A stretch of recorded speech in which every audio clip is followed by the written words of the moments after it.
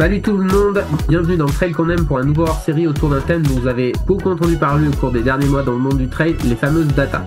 Elles prennent de plus en plus de place dans l'espace médiatique au point qu'on leur attribue de grandes victoires. Vous savez qu'ici on aime comprendre, analyser et décrypter. Pour m'accompagner, Mathieu Delpech, l'athlète qui révolutionne le game en étant aussi fort sur les sentiers que sur YouTube. Comment se passe ta coupure annuelle? Les gens commencent-elles à frémir? Et ouais, j'ai réussi à faire une semaine sans sport, mais là ça commence à être difficile, j'ai envie de sortir, j'ai besoin de prendre l'air. Et puis là, de mon côté, aujourd'hui, je me suis dit que j'allais pouvoir jouer le rôle de garde-fou, parce que je pense que les débats vont être passionnants et parfois peut-être un peu trop techniques, et du coup, ma mission, ça va être éviter que les spectateurs soient perdus, donc je vais essayer de veiller à ce qu'on fasse une vulgarisation accessible à tout le monde. Et aussi avec nous le meilleur kiné de France selon Alex Viol, mais aussi un passionné de prépa physique et d'entraînement. Théo Robin, comment vas-tu? Eh ben ça va bien. Là toujours aussi en pleine coupure, là ça fait plus de 10 jours sans aucun sport, ça fait tout drôle. Mais en vrai ça fait du bien de faire aussi un petit peu autre chose que de l'entraînement. Et puis je suis très content d'être là ce soir pour ce hors-série parce que les sujets qu'on va aborder ont l'air vraiment passionnants. Pour découvrir le monde des données et entrer dans la matrice, nous vous proposons deux invités de marque qui sont familiers de ce domaine, Rémi Rivet et Maxime Robin. Pour commencer, je vais laisser nos invités se présenter. Rémi, je te laisse te présenter pour nos auditeurs qui ne te connaîtraient pas. Ok, déjà merci de m'accueillir pour parler d'un sujet qui est vraiment vaste pour le coup. Donc ouais, après une présentation, essayer de faire rapide, mais moi je suis entraîneur. J'entraîne dans plusieurs activités pour le coup, triathlon, on va dire principalement, trail maintenant et un peu ski. C'est un peu les trois activités autour desquelles je gravite pas mal. Et puis voilà, après en termes de cursus, peut-être pour présenter un peu, poser un petit peu les bases, moi j'ai un cursus STAPS avec un premier master entraînement. Toujours avec une dimension recherche en parallèle. J'ai fait pas mal de recherches, notamment en bioméca sur mon premier master. Puis après, en fait, je me suis dit, oh, c'est pas si mal les études. Donc j'ai refait un second master, mais plutôt ingénierie, donc orienté data pour le coup. Et je l'ai refait, j'ai refait encore des mentions recherche. J'ai travaillé sur la relation force-vitesse, ce qui doit parler, je pense, un poil à Maxime. J'ai fait ça chez les skieurs en sprint. Et puis voilà, puis après à l'issue, j'étais déjà trop dans le terrain. La recherche universitaire, ça commençait j'en pouvais plus. Et du coup, j'ai plongé un peu dans le terrain et pour l'instant, je suis pas encore ressorti, quoi. Donc c'est un peu le résumé, quoi. Maxime, on te connaît sans doute moins dans le milieu du trail, hein, puisque tu viens plutôt du cyclisme professionnel. Donc je te laisse te présenter pour nos auditeurs. Yes, bonjour à tous, merci également pour l'invitation. C'est vrai que c'est un sujet passionnant, donc il y a pas mal de choses à dire, donc curieux de voir les échanges qu'on aura ensemble. Moi, je suis aujourd'hui directeur du pôle performance au sein du team Total Energy, donc une équipe cycliste pro basée en Vendée. Sur mon parcours, j'ai un parcours comme Rémi, STAPS, donc j'ai fait licence et master STAPS à Nantes. Et après, j'ai justement commencé mon aventure avec le team Total Energy sous un contrat de thèse CIFRE. Donc j'ai fait une thèse au laboratoire MIP à Nantes. Et j'étais à l'époque aussi entraîneur au sein de l'équipe pendant mon doctorat. Donc un sujet de thèse porté sur le sprint et donc justement aussi les relations force-vitesse, J'ai lu. puissance-vitesse, J'ai et lu. voir comment cette relation-là elle évolue selon la fatigue et différents types de fatigue. La fatigue due à la durée du sprint, mais aussi due à l'approche du sprint. Parce que les compétitions en cyclisme sur route sont plus ou moins longues, avec beaucoup d'intensité à l'approche du sprint. Donc j'ai fait un projet de recherche là-dessus, et quand j'ai fini ma thèse, je suis passé responsable du pôle performance au sein de l'équipe. Donc maintenant j'ai des missions encore un peu d'entraînement, j'entraîne quelques cours au sein de l'équipe, mais mes missions principales c'est développer l'équipe sur les différents champs de la perf, donc l'entraînement, la nutrition, la préparation mentale, toute la partie aérodynamisme, matériel, textile. Et du coup aussi la gestion des datas où on a beaucoup de données dans le cyclisme, donc il y a beaucoup de choses à faire sur cette partie-là. Bon, on s'est pas trop trompé d'invité du coup pour parler du sujet. Pour entrer rapidement dans le vif du sujet, je propose que l'un de vous deux nous explique rapidement ce que sont les datas et comment elles sont globalement utilisées dans les sports d'endurance. Maxime ou Rémi, celui qui veut. Vas-y Maxime, parce que je sens que t'as dû déjà définir de quelques fois le truc, quoi. La data, enfin pour nous la data elle est indispensable dans le fonctionnement. C'est vrai que dès qu'on parle d'entraînement, de planification, de préparation d'objectifs, peu importe le niveau des coureurs, et là en l'occurrence c'est du haut niveau, on passe forcément par l'étape data. Donc pour moi, il y a plusieurs types pour introduire, il y a plusieurs types de données. Il y a des données continues qu'on peut recueillir au quotidien à l'entraînement. On a la chance, nous, en cyclisme sur route, d'avoir un capteur de puissance. Donc qui enregistre à 1 Hertz beaucoup de données. Donc on a la puissance, la cadence, la force, la température, le relief, la vitesse, l'AFC. Donc on a beaucoup de paramètres qu'on peut analyser post-entraînement. Donc ça, c'est des données qu'on a en continu à l'entraînement. On a aussi des suivis, on peut en reparler, des suivis nocturnes. On en reparlera aussi plus tard. Donc il y a pas mal de données continues. Après, il y a toute la partie data pour moi qui est issue de tests, donc qui est indépendante de la partie suivi continu, mais qui est complémentaire. Donc dès qu'on fait une épreuve d'effort, que ça soit en laboratoire, sur le terrain, il y a beaucoup de tests qu'on met en place. Et donc là, on demande aux cyclistes d'avoir un investissement sur un temps particulier pour récolter des datas supplémentaires par rapport à ce qu'on peut avoir en continu. Et l'ensemble de ces données, pour moi, vont nous servir à planifier l'entraînement des courses, la partie entraînement, donc planifier, adapter au quotidien l'entraînement par rapport à ce qu'on va avoir dans les données, donc à l'échelle individuelle, voir la progressivité des coureurs année après année ou au sein d'une saison. Après, nous sert beaucoup de la data aussi à l'échelle collective au sein du staff, pour aussi comparer les coureurs entre eux au sein de l'équipe et faire des choix sur le rôle des coureurs, sur des choix de sélection pour savoir quel type de coureur on va emmener sur telle ou telle compétition. Donc il y a quand même une dimension collective aussi dans la data. Et après, ce qu'on fait là récemment, depuis 2 ans, c'est aussi une dimension de comparaison avec d'autres coureurs qui seraient externes à l'équipe pour mieux comprendre ce qui est fait chez les meilleurs coureurs mondiaux et jauger nos coureurs par rapport à ça. Donc le champ est vaste, c'est pas mal de choses à évoquer. Rémi, pour rebondir, peut-être, quelle est ta perception, toi, de l'explosion un peu des data dans les sports d'endurance et surtout leur accessibilité au plus grand nombre? Parce qu'aujourd'hui, une simple montre GPS, par exemple, peut offrir un tas de données. Et est-ce qu'on n'aurait pas peut-être accès à plus de données que de capacité à les traiter et surtout à bien les analyser, pour faire progresser les athlètes? Après, de la donnée, en fait, on en a toujours eu aussi. C'est juste, tu vois, juste une montre. On avait déjà énormément de données avec la montre. Juste maintenant, peut-être on en utilise un petit peu plus, mais on en a toujours eu. Après, c'est sûr que tu as de la donnée, mais tu seras toujours limité par la capacité aussi à l'interpréter et à interpréter toutes les variables aussi alentour. Moi, j'ai pas l'impression qu'il y a eu un boom des données. On l'a toujours utilisé. Puis dans les équipes, surtout professionnelles et sur les sports assez avancés, ça a toujours été présent. Après, peut-être que maintenant, c'est passé un peu sur, on va dire, peut-être aussi sur le côté amateur. Ça a glissé aussi de ce côté-là. Et du coup, bah, t'en entends plus parler parce que bah, quand on parle des amateurs, forcément, tu as un peu plus d'écho au niveau des données. Après, moi, j'ai pas vu une transition énorme. Oui, après, t'as deux, trois gros événements qui font que voilà, t'as l'impression que ça surgit, etc. Mais j'ai pas l'impression que on utilise forcément beaucoup plus de données. Pour le coup, dans le vélo, je pense qu'ils ont toujours été enfin, assez à la pointe de ce côté-là. Parce que quand tu regardes même euh, enfin les premières littératures sur la science du cyclisme, et les données de puissance, les données de force, les données de torque, etc.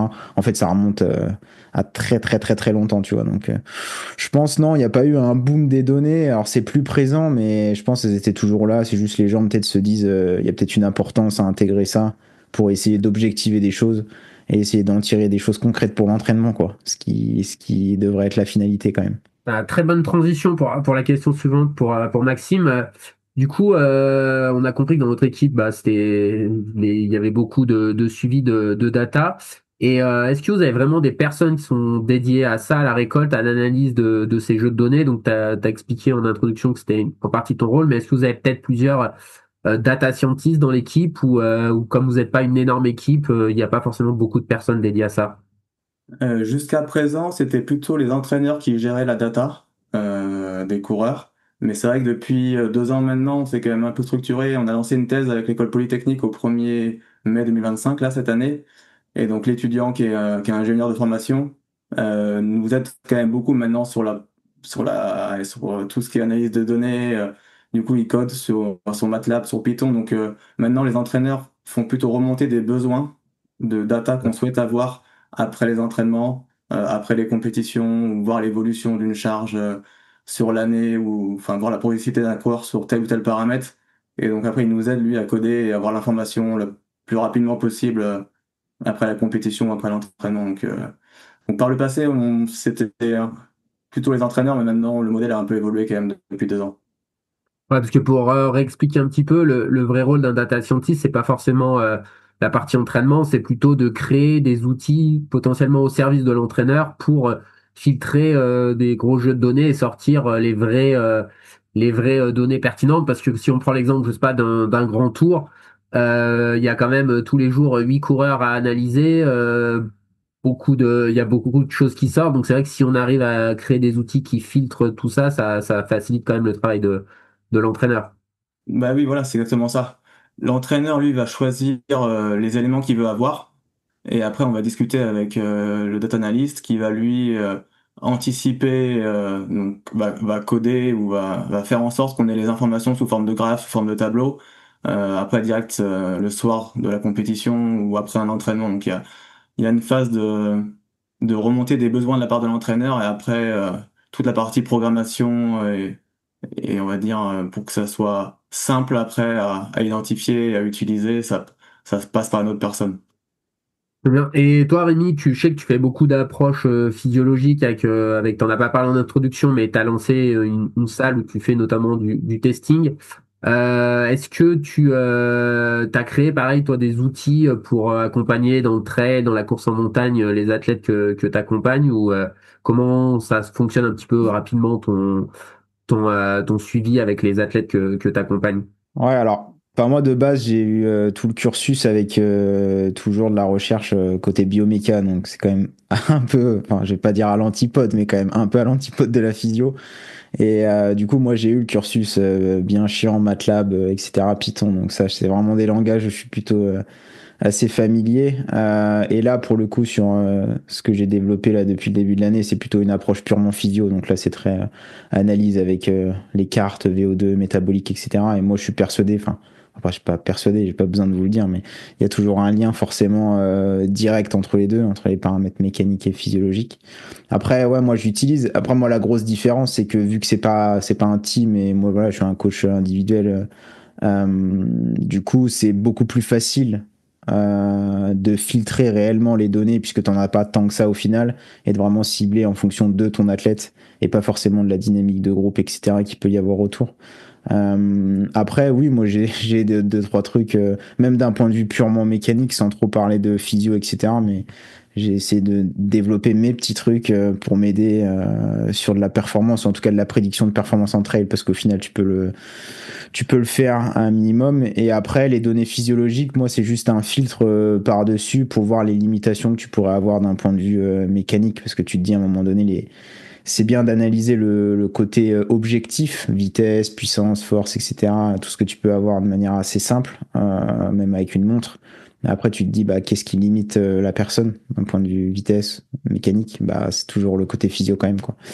Donc c'était pour rajouter un peu une couche parce que je suis quand même vachement intéressé par rapport à ça et essayer de comprendre aussi la performance dans la discipline du trail quoi parce que déjà t'as pas tout le temps les mêmes profils malheureusement et c'est de comprendre un peu ça et le levier que tu peux avoir potentiellement sur l'entraînement quoi. Et donc là ça peut passer par une batterie de tests physio comme une batterie de tests mécanique de force vitesse Ouais. etc quoi. Ouais, pour expliquer un peu plus à nos auditeurs, c'est en gros ce que tu fais, c'est que si on prend, j'en sais rien, un 1500 mètres ou un 3000 mètres ou un CP 5 minutes, on peut avoir une valeur identique pour deux athlètes, mais ils vont pas la produire de la même façon. Et toi, le but quand tu fais du test physio, c'est d'essayer de regarder c'est quoi le facteur limitant de mon athlète. Est-ce qu'il a qu'on est sur ces efforts-là, il peut avoir une grosse réserve anaérobie et puis pas forcément un énorme moteur et sortir un certain niveau de performance et un autre. Et donc, ça te permet aussi d'orienter le travail derrière en fonction de ce que tu vois.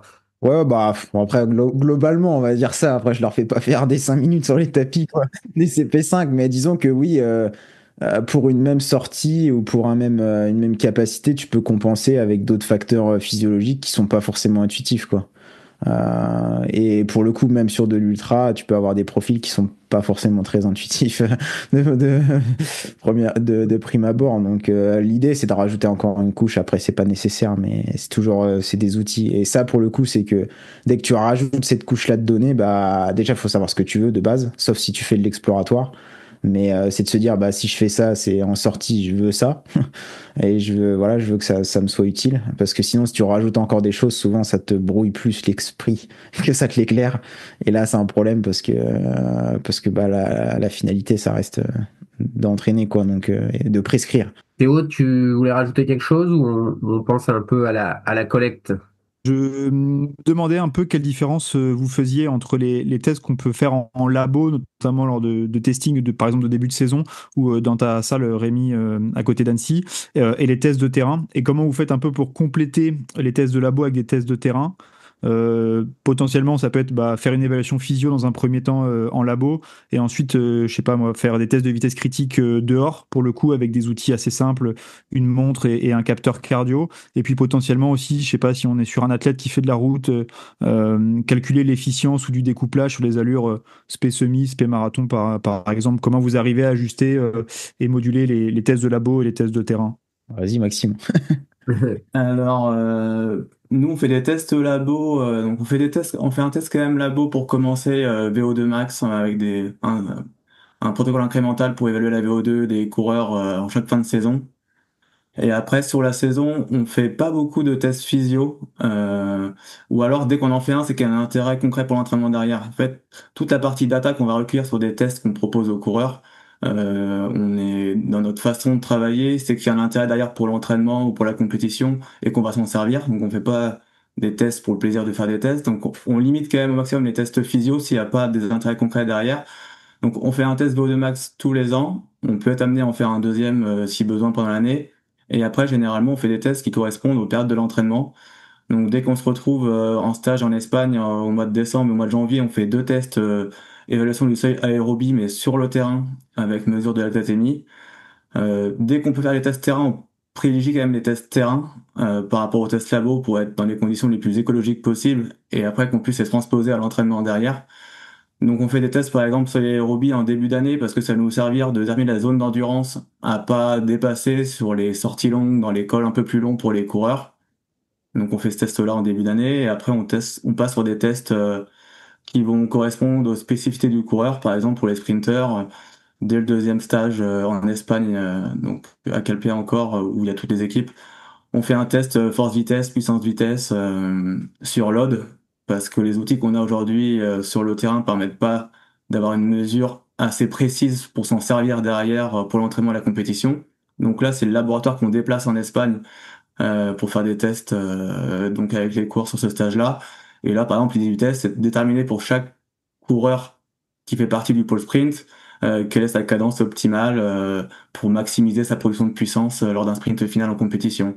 Et on sait que cette cadence optimale-là, elle varie selon la durée du sprint et selon l'état de fatigue du coureur avant le sprint. Donc là, c'est carrément un test plutôt biomécanique, mais sur la production de puissance qui sera spécifique au sprinter. T'as dit sur l'OD, c'est quoi ça? Ouais, c'est un vélo, c'est un ergomètre Ok. cyclique. Ok. Ouais, Excalibur. Juste par curiosité, t'as vu des différences entre genre des tests sur ergomètre et la réalité du terrain ou pas? Oui, on fait les deux. J'aime bien faire les deux, comparer. Aujourd'hui, nous, la limite qu'on a sur le terrain, même si on a beaucoup de données, c'est qu'on a 1 Hertz. Ouais, ouais, je sais, ouais. Donc ça veut dire que Même avec du beaucoup de SRM? données par seconde. Donc dès qu'on fait des sprints, les cadences optimales pour les sprinters, c'est environ 120 tours par minute. Ouais, ouais. Donc on est à 2 tours par seconde. Donc dès qu'on fait des tests à ces cadences-là ou à des cadences plus élevées, on fait des moyennes déjà de plusieurs cycles de pédalage. Donc par rapport à ce qu'on veut analyser en détail, ça devient technique, mais on fait des moyennes sur des cadences du coup très élevées, alors que sur les cadences faibles, on a une donnée par tour de pédale. Donc les outils qu'on a sur le terrain aujourd'hui ne permettent pas d'aller précisément évaluer ces qualités-là chez les sprinters, donc on est obligé de passer par des ergomètres type Ouais, ouais. pour aller plus loin. Même à SRM? Ouais, c'est à 1 Hertz aussi. Ah, ok. Et après, on compare quand même des cadences, les cadences optimales, on les compare quand même entre les tests labo et les tests terrain.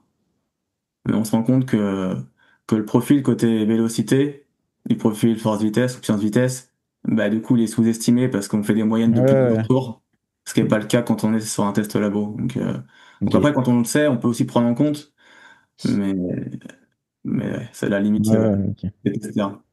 Et tu as parlé aussi de l'identification du seuil aérobie là, pour les bien rester en endurance. Et ça, vous faites au lactate. Tu peux nous expliquer le protocole un peu? Alors, on est sur le terrain, on fait une montée qui fait environ 8 minutes.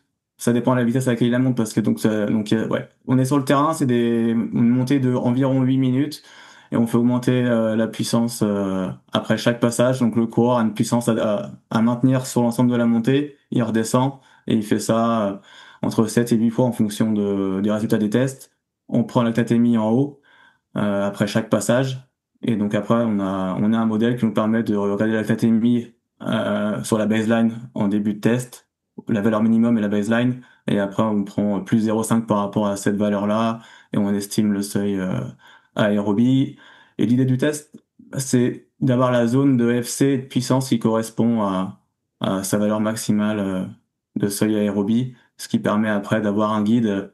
Mais par exemple, sur ce test-là, on n'est pas non plus à 10-15 watts près. Le but, c'est qu'on ait une valeur guide pour les coureurs à ne pas dépasser quand on va leur demander de faire une montée de col d'une demi-heure ou de 45 minutes s'ils font un stage montagne après dans la foulée.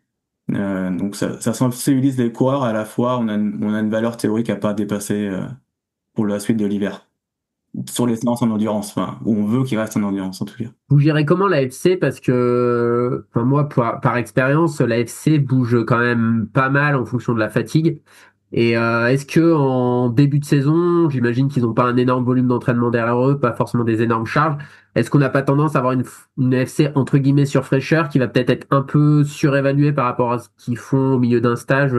Comment vous gérez ça? Est-ce que vous le voyez pas tout le temps? Ben, c'est justement l'intérêt, on croise les tests, on croise les données physio, justement de lactatémie, de FC, parce que les coureurs nous sont amenés à s'entraîner, à faire des compétitions dans des environnements très différents, avec des températures qui peuvent aller de 0 degré à 40 degrés sur des stages en Espagne ou sur le Tour de France, des performances qui se font au niveau de la mer et jusqu'à 2000 mètres d'altitude. Donc la valeur de puissance en elle-même, elle est très limitée par ça, parce que faire 300 watts dans un col à 0 degré, à 30 degrés, à 2000 mètres ou au niveau de la mer, c'est complètement différent. Donc on est contraint de se baser sur les données physio pour pouvoir planifier des séances d'entraînement. Donc on croise beaucoup les données de FC et lactatémie avec les limites que ça comporte, parce qu'évidemment la fatigue impacte, enfin tous ces environnements-là impactent ces paramètres physio, mais c'est justement pour ça qu'on les utilise, parce que comme tout a un impact sur les données de FC et de la lactatémie, on peut mieux calibrer l'entraînement en prenant en compte tout ça justement par rapport à où se situe le coureur. C'est intéressant, ça me fait penser à quelque chose, d'une réflexion que je me suis fait parce que bah, j'ai un poste casquette d'entraîneur en regardant les championnats du monde de cyclisme cette année et notamment l'interview de Paul Sexa à l'arrivée du contre-la-montre où il arrive, il descend du vélo et il fait pas un super contre-la-montre selon lui. Alors je pense par rapport aux données de puissance qu'il avait sorties et moi j'avais vraiment l'impression que c'était un peu il n'avait pas été bien briefé sur le fait que, donc je contextualise, mais on est à Kigali, donc plutôt climat tropical, donc chaleur, humidité, une altitude qui est pas énorme, mais je crois qu'on est à 1500 mètres ou un peu plus, donc on commence à quand même être impacté par l'altitude. Et j'avais vraiment cette impression que, ouais, il n'avait pas sorti les watts habituels, mais moi dans ma tête, je me suis dit, ouais, mais c'est normal en fait qu'il ait pas sorti ses watts habituels. Et j'avais cette impression-là que c'était pas forcément toujours ancré chez le coureur. Est-ce que vous faites de la pédagogie par rapport à ça aussi pour qu'ils arrivent à se détacher du chiffre brut de puissance? Bah oui, oui, clairement. Enfin, c'est l'enjeu principal pour moi de la compréhension des données de puissance du coureur. C'est que il y a 10 ans, on parlait juste du PPR, du profil de puissance record. Donc, c'est-à-dire, c'est la courbe, c'est l'évolution des données de puissance moyenne maximale en fonction de la durée d'effort. Donc ça, typiquement, enfin, chaque coureur cycliste connaît très bien son profil. Et il y a 10 ans, on parlait du profil maximal. Maintenant, depuis quelques années, on parle de durabilité. Donc, ce profil-là, comment il évolue après 3 heures de compétition, ou 4 heures, ou 5 heures. Donc on a des profils après tant de kilojoules qu'on peut tracer de manière automatique sur les plateformes d'entraînement aujourd'hui. Et maintenant, ce qu'on fait, c'est qu'on voit aussi ce profil-là, comment il évolue selon la chaleur et selon l'altitude. Et donc c'est pour montrer au coureur qu'aujourd'hui, s'il fait un test 5 minutes chez lui au niveau de la mer à 20 degrés, ce sera pas le même test 5 minutes qu'à 2000 mètres d'altitude, qu'à 40 degrés, que après 3 heures d'entraînement intense. Et donc là, l'évaluation du coureur se fait maintenant sous ces différents paramètres-là. C'est qu'il y a la valeur intrinsèque du coureur, et après comment ça évolue avec la fatigue et l'environnement. Et comme on est amené à faire quand même des stages maintenant plusieurs fois par an dans des environnements qui sont différents, nous on le prend en compte dans l'entraînement pour planifier la séance du coureur. Donc forcément le coureur est sensibilisé à ça. Et quand nous on veut le faire progresser, on lui dit aussi vers quoi on veut tendre. Si le profil de puissance record il est bon sans fatigue, mais qu'on veut le travailler après tant de kilojoules, bah, du coup on lui explique l'intérêt de faire des efforts ou des séances à l'entraînement après tant de temps sur le vélo parce qu'on veut travailler cette partie-là sur son profil. Donc on est au quotidien en échangeant de ça avec les coureurs. Très bien, on va passer un petit peu peut-être à la collecte de la donnée avant de l'analyser. Il y a plein d'outils modernes et on peut vraiment récolter beaucoup de données via les capteurs de puissance, les montres, les divers capteurs existants, la glycémie, le corps pour la température corporelle. Quels outils vous utilisez vous au quotidien dans le suivi des athlètes? Rémi dans un premier temps sur le trail, la course en montagne, et puis après Maxime dans le cyclisme. Dans le trail. Bah, déjà, les données de GPS, en vrai, si tu peux vraiment bien les interpréter, t'as déjà quand même pas mal de choses, parce que bah, t'as les vitesses, donc les vitesses réelles, mais aussi verticales. Moi, c'est les premières données. Il faudra limite que j'ouvre un graphe. Les données de fréquence cardiaque, les données de fréquence respiratoire aussi, parce que généralement, t'as quand même les deux qui sont quand même associés. C'est un truc que je regarde. Et les données de puissance entre elles aussi.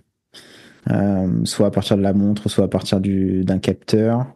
Et moi, globalement, c'est à peu près la même chose. Et puis après, ouais, j'ai les outils, bah, pareil, pour voir la dégradation du PPR que tu peux avoir sur des données de puissance, après X kilojoules et tout. Et après, c'est les mêmes données globalement, et c'est aussi pour ça que j'aime bien la puissance, c'est que c'est une donnée que t'objectives quand même un petit peu plus, et c'est un peu plus facile de travailler avec ça, quoi.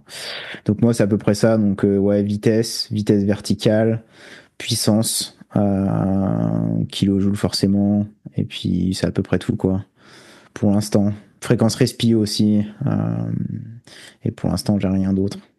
Et au niveau de la puissance, tu préconises vraiment d'utiliser un stride ou tu utilises quand même les données des montres?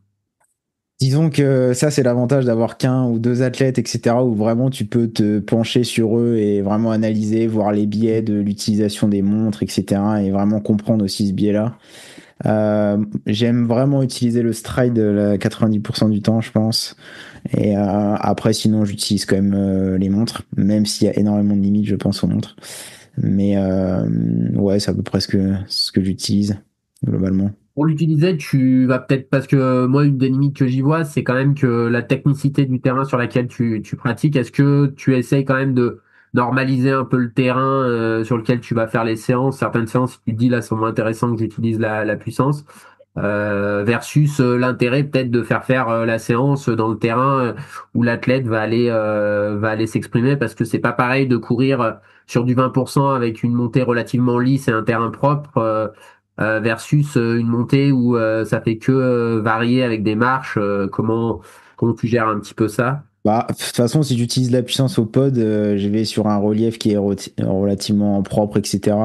Parce que moi, dans ma manière de voir le truc, c'est que déjà, si j'utilise le stride, c'est pour être un endroit assez spécifique d'un point de vue métabolique, simplement.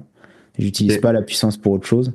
Et du coup, c'est que je cible un truc en particulier, quoi. Et c'est pas du tout la technicité, généralement, c'est Ouais, juste bien sûr. entraîner le physio, etc. Donc, au même titre que si tu faisais de la course à pied à plat au final. Mais bon, là, quand même, on met un Ouais. peu de pente quand même. Et puis voilà. Puis après, oui, effectivement, s'il y a énormément de technicité, tu te mets à marcher, tu sors les bâtons, bon, bah là, c'est pas exceptionnel. Mais encore, des fois, je me dis que, tu vois, pour avoir des indicateurs, hein, tout à l'heure, on entendait le nombre de kilojoules, etc. Je pense quand même que, vu que généralement les athlètes, ils s'entraînent toujours quasiment au même endroit, ils font des sorties longues plus ou moins au même endroit, tu vois, ça peut rester un indicateur à regarder. Mais après, voilà, il y a plein de limites par rapport à ça, mais je suis pas sûr que ce soit si mal, et la technicité, au final, c'est pas forcément tout le temps un problème, même avec l'utilisation de ce genre de capteur, quoi. Mais moi, ouais, j'utilise pas mal. Je trouve que c'est vraiment intéressant. Et moi, pour le coup, dans ma vision du truc, je pense que l'AFC, et même quand tu le mesures réellement en physio, des fois, elle est vachement décorrélée de la réalité métabolique, surtout sur des domaines élevés ou sévères, quoi. Et du Ouais. coup, j'aime bien objectiver et me dire, là, on y va à la puissance, ou même à la vitesse, des fois. Tu vas sur un segment que tu connais, puis tu vas à la vitesse. Oui, oui, oui, mais c'est sûr, si tu t'entraînes au même endroit, un chrono, ça suffit, hein. Ouais, ouais, bah ouais. Ah, bah oui, mais Ouais. un chrono, ça marche très très bien, hein. Mm. Donc voilà, et c'est à peu près tout ce que j'utilise. Et déjà, ouais, déjà avec tout ça, c'est déjà compliqué. Ouais. Après, ça rejoint un peu une limite qui est, enfin moi, c'est ma philosophie d'entraînement, c'est top de répéter même sur le même terrain parce que c'est sûr que bah quel temps il a mis sur le segment, c'est quand même hyper simple.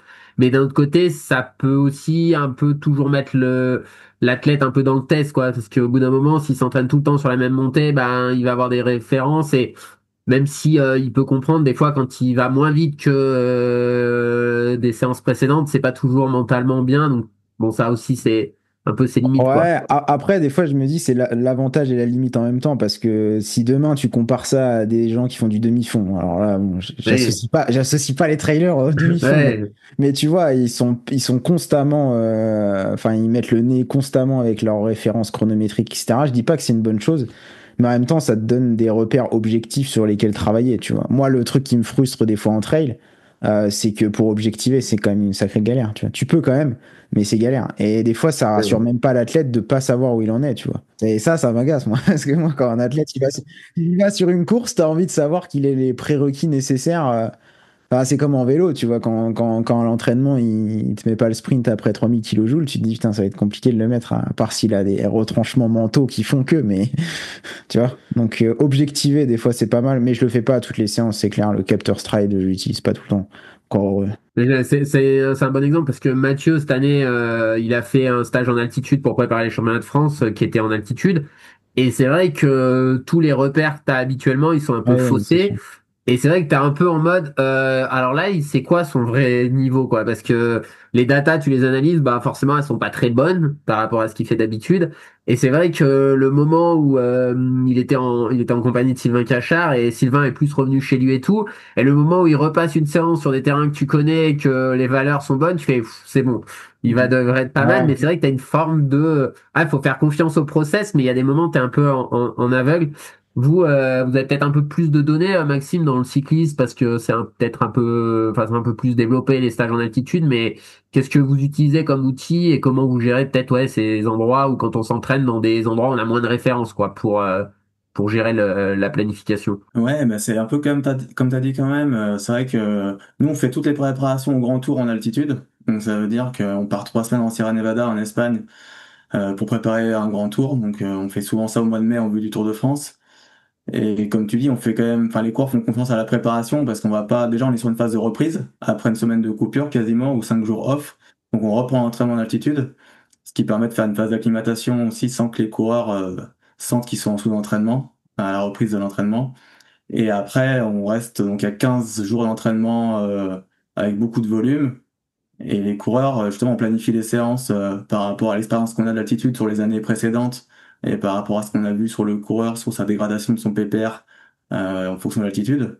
Mais comme c'est un stage qui est beaucoup basé sur le volume et l'endurance, euh, on identifie les montées sur lesquelles les coureurs vont rester en endurance sur les paramètres physio. Donc on se base quand même sur l'AFC et sur la lactatémie sur ces montées-là. Et par contre, après, on va faire toute la partie intensité le plus bas possible.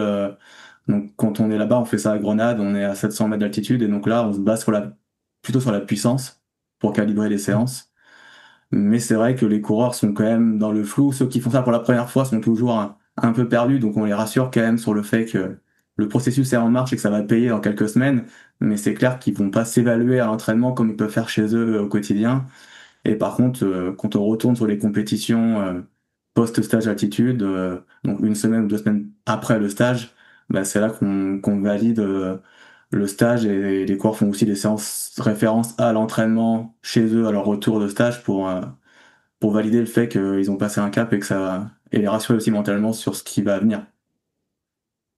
Que pour un grand tour, vous avez une vision d'utilisation de l'altitude sur l'amélioration des paramètres hématologiques, tout ça, où il y a quand même aussi une visée d'être acclimaté parce qu'il y a pas mal d'efforts en altitude pendant le grand tour, hein, ou les deux d'ailleurs. Les deux, ouais. Côté altitude et côté chaleur, c'est pour ça qu'on va en Espagne, en Sierra Nevada, parce que le Tour de France est au mois de juillet, donc il y a des cols à plus de 2000 mètres, il fait souvent chaud au mois de juillet, donc maintenant l'entraînement à la chaleur est largement aussi répandu que l'entraînement à l'altitude dans le monde du cyclisme.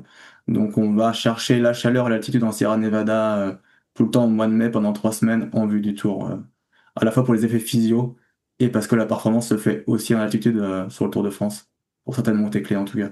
Par rapport à la prescription un peu des métriques, vous avez quelle vision plutôt des métriques externes, donc la puissance, la vitesse pour la course à pied ou des vitesses ascensionnelles, ou alors plus des métriques internes, le RPE, la FC. Est-ce que vous utilisez beaucoup le RPE ou est-ce que c'est juste une donnée que vous demandez à l'athlète en post-séance? Comment ça fonctionne? J'imagine que dans le vélo c'est beaucoup la puissance, mais est-ce que des fois vous faites autre chose? Oui, on utilise les deux. Parce que la data, moi je trouve que c'est un très bel outil indispensable d'aide à la décision pour l'entraîneur et pour le coureur aussi en compétition sur certains aspects, mais ça remplace pas tout et je pense que le côté être à l'écoute du sportif, de ses retours, de ses sensations, c'est largement aussi important, voire plus important que les datas objectives pour moi, toi dans la façon de travailler avec les coureurs. Du coup, il y a aussi des cotations de RPE, de ressenti, de sommeil. Et je pense que le mieux, c'est de croiser toutes ces datas, objectives et subjectives, pour bien comprendre où est-ce qu'en est le coureur dans sa préparation. Et dans ma vision des choses sur la partie entraînement, c'est que si lui il puisse adapter ses séances en temps réel à l'entraînement et pas attendre que moi j'analyse pour qu'il puisse adapter le lendemain, ma vision des choses, c'est que le coureur comprenne où est-ce qu'on en est à l'entraînement, si on est sur une phase de charge importante, de décharge, et qu'il puisse s'autoriser sur une phase de travail importante, à mettre une série de plus, une répétition de plus, s'il sent qu'il peut, et inversement, sur une phase de décharge, de récupération, si ce que je lui ai mis, il trouve que c'est un peu trop et qu'il préfère faire 1 heure de moins, 2 heures de moins, ou mettre une journée off en plus dans la semaine, je préfère qu'il la mette de lui-même plutôt que de se tenir au plan exact et pas forcément s'écouter. On est quand même très à l'écoute des données subjectives et des retours coureurs. Tu dois avoir beaucoup de diversité dans la réponse à l'altitude. T'en as, ils sont vachement influencés, enfin, d'autres moins, j'imagine. Et c'est pas trop dur dans les dynamiques d'équipe comme ça, pour les tenir un peu? Donc quand on part généralement sur des groupes un peu plus restreints, justement. On fait 2 stages, on Ok. fait 2 à 3 stages différents en altitude, avec des groupes de 4 à 5 coureurs, justement, pour limiter déjà les profils des Hmm. coureurs. Parce que si tu emmènes un sprinter avec un Ouais, grimpeur, c'est ce que j'allais d'un point de dire. vue de la logistique sur la séance, c'est qu'il peut y avoir beaucoup d'écarts, donc ça faut naviguer d'un groupe à l'autre. Mais après, on a une trame commune, parce qu'on reste quand même sur un stage collectif et on peut pas se permettre Hmm. d'avoir des grosses différences entre les coureurs. Mais après, chacun a son suivi aussi nocturne, saturation nocturne, HRV, FC nocturne, qui permet quand même d'adapter le matin pour la séance à venir. Si on voit qu'il y a un coureur sur un premier stage d'altitude qui est pas encore acclimaté, on le met encore un peu tranquille, une journée de plus ou 2 journées de plus. Si après 2 grosses journées d'entraînement, on voit qu'il y a un coureur que les paramètres nocturnes sont quand même sont un peu affolés, on va calmer le jour, calmer un peu le jour suivant. Donc on a quand même une trame équipe, mais Hmm. par rapport à ce qu'on voit à la fois pendant l'entraînement et pendant le sommeil, on va quand même adapter les entraînements au Ouais. fur et à mesure du stage. Et pour le HRV, vous faites des protocoles à part au réveil ou c'est sur des outils de mesure en continu pendant la nuit? Alors, on a testé pas mal de choses. La montre, pour moi, c'est quand même limité, hein, les outils pour le HRV. Donc, on a travaillé aussi avec une ceinture avec Laurent Schmitt il y a quelques années sur un protocole assis, debout. Après, il y a d'autres contraintes aussi en altitude par rapport à ça. Aujourd'hui, je reviens aussi un peu aux fondamentaux, comme on a évoqué au début du podcast. C'est pour moi la FC nocturne, qui est une donnée facile à avoir. Une montre, quand même, quand c'est au sommeil, il n'y a pas de travail intermittent, c'est quand même relativement fiable. Donc, que ce soit une bague ou une montre, nous suffit à adapter les charges d'entraînement et de voir comment le corps réagit à la charge après une séance. On voit déjà beaucoup d'évolutions de l'AFC nocturne sur un stage d'altitude entre la phase d'acclimatation, entre les phases de décharge et de charge. Et je trouve que c'est un paramètre qui nous suffit à adapter l'entraînement. Donc maintenant, on se base quasiment que là-dessus pour adapter sur la partie nocturne à l'entraînement. Vous mettez pas forcément de la saturation en oxygène ou au Si, début, si au début aussi. Tout le ça stage tout ou le stage, ouais. tout le stage. Ok. Tout le stage, notamment pour les nouveaux coureurs. Ça permet aussi de voir à combien il désature, parce que bon, maintenant on va souvent en Sierra Nevada, donc on est à 2100 mètres, mais on a testé, on a fait Font-Romeu, on a fait Tignes, on a fait Prémanon en forme hypoxique. Donc on a fait différents lieux avec différentes altitudes, et c'est toujours intéressant de savoir à combien le coureur descend en saturation d'oxygène en fonction de l'altitude, parce qu'il y a des différences entre les coureurs en fonction du temps d'exposition sur l'année Mm. par rapport à leur expérience. Donc on mesure quand même ça sur l'ensemble du stage avec un oxymètre, pas avec la montre, avec un autre outil. Tu peux juste nous donner quelques valeurs, alors c'est variable hein, d'un coureur à un autre, mais un peu des valeurs moyennes, entre guillemets, quand on a 2100 mètres, quand on arrive, donc plutôt quand on est au max de la désaturation, et puis quand l'athlète paraît adapté, c'est quoi la hausse de saturation entre un athlète qui est en adaptation et le moment où on le juge adapté? Alors on peut être entre 89 et 92% en fonction des coureurs quand on arrive en altitude. Et après, ça dépend vraiment des coureurs. Certains regagnent 2-3 points sur les 5-6 premiers jours. C'est vrai, il y a pas trop de normes. Donc le but, c'est de suivre ça sur l'ensemble du stage parce qu'après, on se rend compte que ça varie aussi en fonction des charges d'entraînement. Donc on va dire entre 89 et 93 en fonction des coureurs. Ouais, parce que ça, c'est aussi un truc que je voulais te demander. Moi, cette année, j'ai fait 3 stages. J'en ai fait un premier à Font-Romeu, après, je fais Livigno. Et après, en fin de saison, on est allé à Montgenèvre à 2000. Et au final, la resaturation, elle a quasiment sur aucun. J'ai regagné 1 ou 2% la première semaine, mais après, ça bouge pas, quoi. Au final, ça remonte pas tant que ça. Donc, plus même tendance à des fois à rebaisser après les grosses charges qu'à remonter avec l'adaptation, quoi. Ouais, c'est ça. Par contre, l'altitude joue quand même pas mal. Enfin, nous, on a des Oui, oui, coureurs ça, c'est sûr. expérimentés et comme on met tout le monde quand on a l'altitude réelle, on met tout le monde au même endroit. Donc, l'emplacement du logement est quand même important dans le choix qu'on va faire. Parce qu'on s'est rendu compte qu'avec des purs grimpeurs qui avaient l'habitude de faire des stages altitude, ils pouvaient quand même saturer que très peu à 2000 mètres ou à 1900, ils désaturent quasiment pas Ouais. beaucoup, voire pas du tout. Alors qu'un jeune coureur qui va venir pour la première fois, il peut déjà être à 90, 91, à 1900 mètres.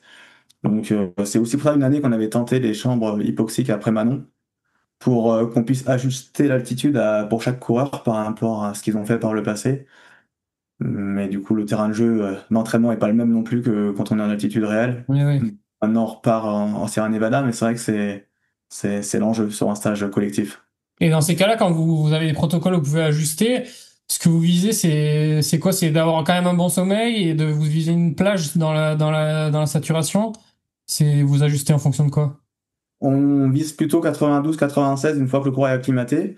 Mais Ok. après, comme il y a pas non plus de règles réellement établies, le but c'est de voir aussi comment le coureur réagit à l'entraînement et comment il perçoit son stage.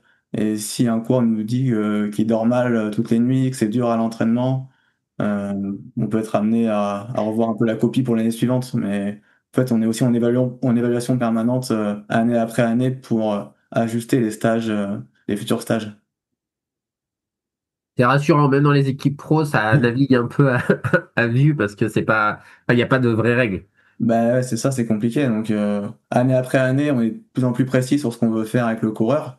Mais quand on découvre un coureur ou quand il monte pour la première fois en altitude, bah, on apprend à le connaître au fur et à mesure que lui aussi apprend à se connaître. Donc Par curiosité, là, vous avez tout à l'heure, tu as dit qu'il y avait aussi un peu le mix chaleur, altitude, etc. Et ça, enfin, pour monitorer un peu déjà le stress, l'adaptation, etc., spécifique un peu à la chaleur et à l'altitude, il y a des gens derrière, enfin, pas des chercheurs, mais genre des gens spécifiques un peu de l'altitude ou de la chaleur qui vous suivent un peu en plus. non, au tout début, justement, je m'étais appuyé parce que je me sentais pas légitime et pas crédible pour porter un stage altitude. Donc ça remonte quand même à 5-6 ans maintenant. Donc je m'étais rapproché de Laurent Schmitt. Mm. Donc c'est lui qui avait construit le programme du stage avec nous, à la fois sur la partie programme d'entraînement et sur la partie monitoring sur le stage. Mais maintenant, avec l'expérience qu'on a au sein de l'équipe, on est 4 entraîneurs avec des compétences aussi dans ces domaines-là. Donc maintenant, on est en autonomie sur la partie gestion des charges d'entraînement et suivi en altitude. Sur la chaleur, ça va être une thématique sur l'année à venir. où un des entraîneurs va être aussi référent de ce projet-là, avec l'idée de mieux comprendre ce qui se passe lors des séances d'acclimatation à la chaleur, lors des compétitions à forte chaleur, et pour mieux calibrer aussi les séances de heat training. On en fait beaucoup maintenant dans le cyclisme, sauf que c'est encore un peu empirique sur les protocoles qu'on utilise parce que on demande encore de se couvrir, d'avoir un protocole avec tel niveau de puissance, mais on utilise des capteurs corps qui sont plus ou moins fiables. Donc là, on va mettre en place l'année prochaine Ah, clairement pas fiable. Hein. un protocole justement pour avec des pilules là, bodycap. Enfin, on va un peu mieux calibrer les séances de heat training euh, pour l'année à venir, pour que ça soit un peu plus précis sur ce qu'on leur demande. Et, Vas-y Rémi, développe un peu. On parle de Non, je disais la collecte non. des données et toi, t'as pas mal exploré le corps. Du coup, il y a des gros biais sur les mesures. Bah, je l'ai massacré. Mec. Non, c'est. En fait, bah déjà, si tu regardes juste les deux seuls papiers qui ont vraiment regardé la validation du capteur, tu sens qu'il est quand même au-delà de 38,5, ça devient un peu limite. Je crois que c'est 38 ou 38,5, 38,2, un truc comme ça. Même si 38,2, ça commence à être des chaleurs qui sont relativement importantes, tu vois. Mais en fait, je pense juste la température corporelle, tu peux pas faire enfin, tu peux pas avoir un écart type sur ta valeur de 0,5, tu vois, parce que c'est vraiment, t'as une grosse différence d'un point de vue charge thermique et stress thermique entre un 38 et un 38,5, tu vois. Et puis encore pire quand tu vas vraiment dans du plus chaud encore. Donc après, je doute un peu. Mais bon, après, c'est compliqué de savoir aussi quel est le goal de standard. Est-ce que tu prends la température plutôt intestinale ou buccale, etc. Enfin, t'as plein de trucs. Après, je suis un peu sceptique quand même sur le capteur corps, même si je l'ai énormément utilisé et je l'utilise encore pour un peu comprendre. Mais si tu regardes un peu ouais, la littérature dessus, c'est quand même un poil bancal. Mais bon, après, oui, c'est sûr que si tu utilises des capsules, c'est probablement un peu plus fiable. C'est aussi beaucoup plus cher. Ouais. Par définition aussi plus invasif, parce qu'au final, t'invales quand même un truc. Donc après, ouais, c'est un peu avoir le pour et le contre de tout ça, quoi. Mais et ouais, pas sûr que ce soit le meilleur truc. Mais... Juste pour que tu nous parles rapidement, on parlait un peu des métriques, c'est un peu dérivé, mais toi dans le trail, tu utilises quel type de métrique? Et si on prend un exemple, j'en sais rien, si tu proposes un 4x8 vers le seuil 2, tu vas préconiser comment, qu'est-ce que tu vas te donner à ton athlète pour réaliser la séance, par exemple en côte à 20%? 20%. Alors là, c'est bien de Ouais, préciser. je suis gentil, c'est ton test, du coup tu Non, peux utiliser. alors ça dépend des athlètes, encore une fois, quand même. Ça dépend de la spécificité aussi. Si c'est du trail long, de la course de montagne, c'est pas la même demande aussi. Mais généralement, dans du 20% pas trop technique, je pourrais aller à la vitesse ascensionnelle. J'aime bien, moi, perso. Sinon, la puissance, j'utilise pas à 20%, pour le coup, pas trop. Et sinon, bah, la bonne vieille fréquence cardiaque, quoi. Mais je suis pas, ouais. Après, je donne vraiment les critères, etc., de bien expliquer comment la fréquence cardiaque elle doit se comporter au fil des reps, pour pas perdre vraiment la réalité, même en termes de vitesse ou de puissance de ce que je veux. Mais sinon, non, 20%, c'est généralement, j'aime bien, vitesse ascensionnelle. Et sinon, fréquence cardiaque, quoi.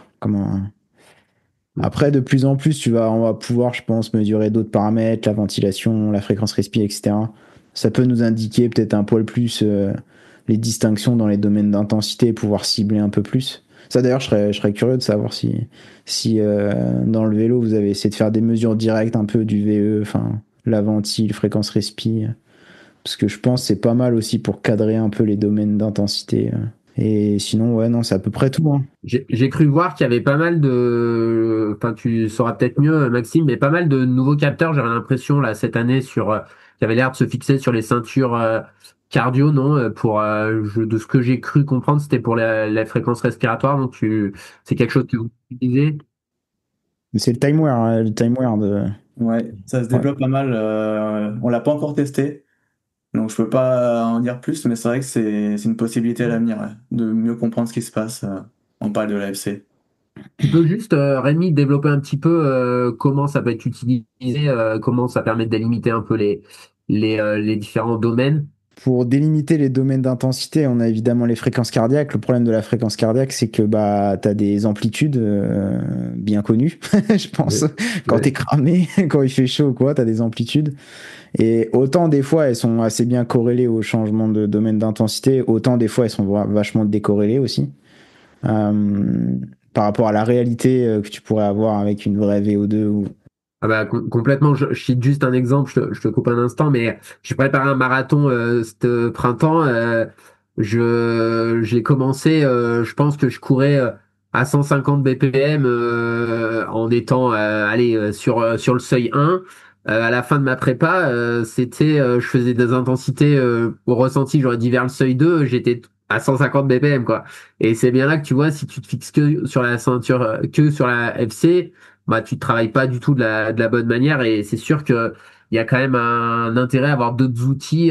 Bon, j'ai envie de te dire que mon corps me disait bien que j'étais pas au seuil 1, même si j'avais voulu croire à la FC, mais c'est vrai que c'est l'apport d'autres outils et tu penses que sur la ventilation, on voit moins de d'influence par exemple de la fatigue. Après, le truc, bon, déjà, faudrait voir si c'est valide, etc. Bon, ça, c'est encore d'autres débats hein, du truc, mais oui, bah, déjà, tu peux voir pour une FC. Moi, je l'ai le TimeWare, donc je l'ai déjà massacré le truc. Je l'ai déjà testé, mais tu peux voir des patterns d'un point de vue respiration, ventilation, volume ventilé, vraiment décorrélés de la fréquence cardiaque. Et donc, après, la question, c'est qu'est-ce qui représente le mieux, forcément, le, euh, les domaines d'intensité. Mais je pense que oui, ça peut être un outil assez intéressant, surtout pour les efforts probablement prolongés, où tu as un glissement de ces valeurs-là. Je peux te donner un exemple d'une séance où j'ai fait 1h40 de tempo, quasiment continu, à plat. Et sur les données, tu vois pour une FC qui est relativement stable, le volume tidal, donc le volume théorique que tu ventiles, qui était vraiment à la baisse, qui avait vraiment pris un coup. Donc t'imagines bien que d'un point de vue physio, il y a un truc qui se passe, probablement qu'il y a un glissement des seuils et que je suis pas durable aussi. mais du coup, probablement qu'il y a dans les données respi et ventilatoires, tu peux avoir des choses assez intéressantes. Après, en plus de base, je crois que TimeWare, bon là ils ont la ceinture, mais avant ils avaient un t-shirt qui permettait d'avoir ces volumes-là. Je crois que ça avait déjà été validé pour vraiment avoir les volumes. Donc je pense que c'est bien. Après c'est toujours la question de savoir quelle métrique représente vraiment le mieux l'évolution de ces seuils, etc. Moi, ouais, je fais gaffe sur la fréquence cardiaque. Autant je pense dans le domaine plutôt modéré, la basse intensité, ça reste plutôt assez corrélé à la réalité du VO2. Autant dès que tu commences à faire des efforts tempo, tu peux avoir des différences de fou, des amplitudes de malade. Et du coup, là, j'ai un peu plus de mal. Mais bon, après, c'est un avis, quoi.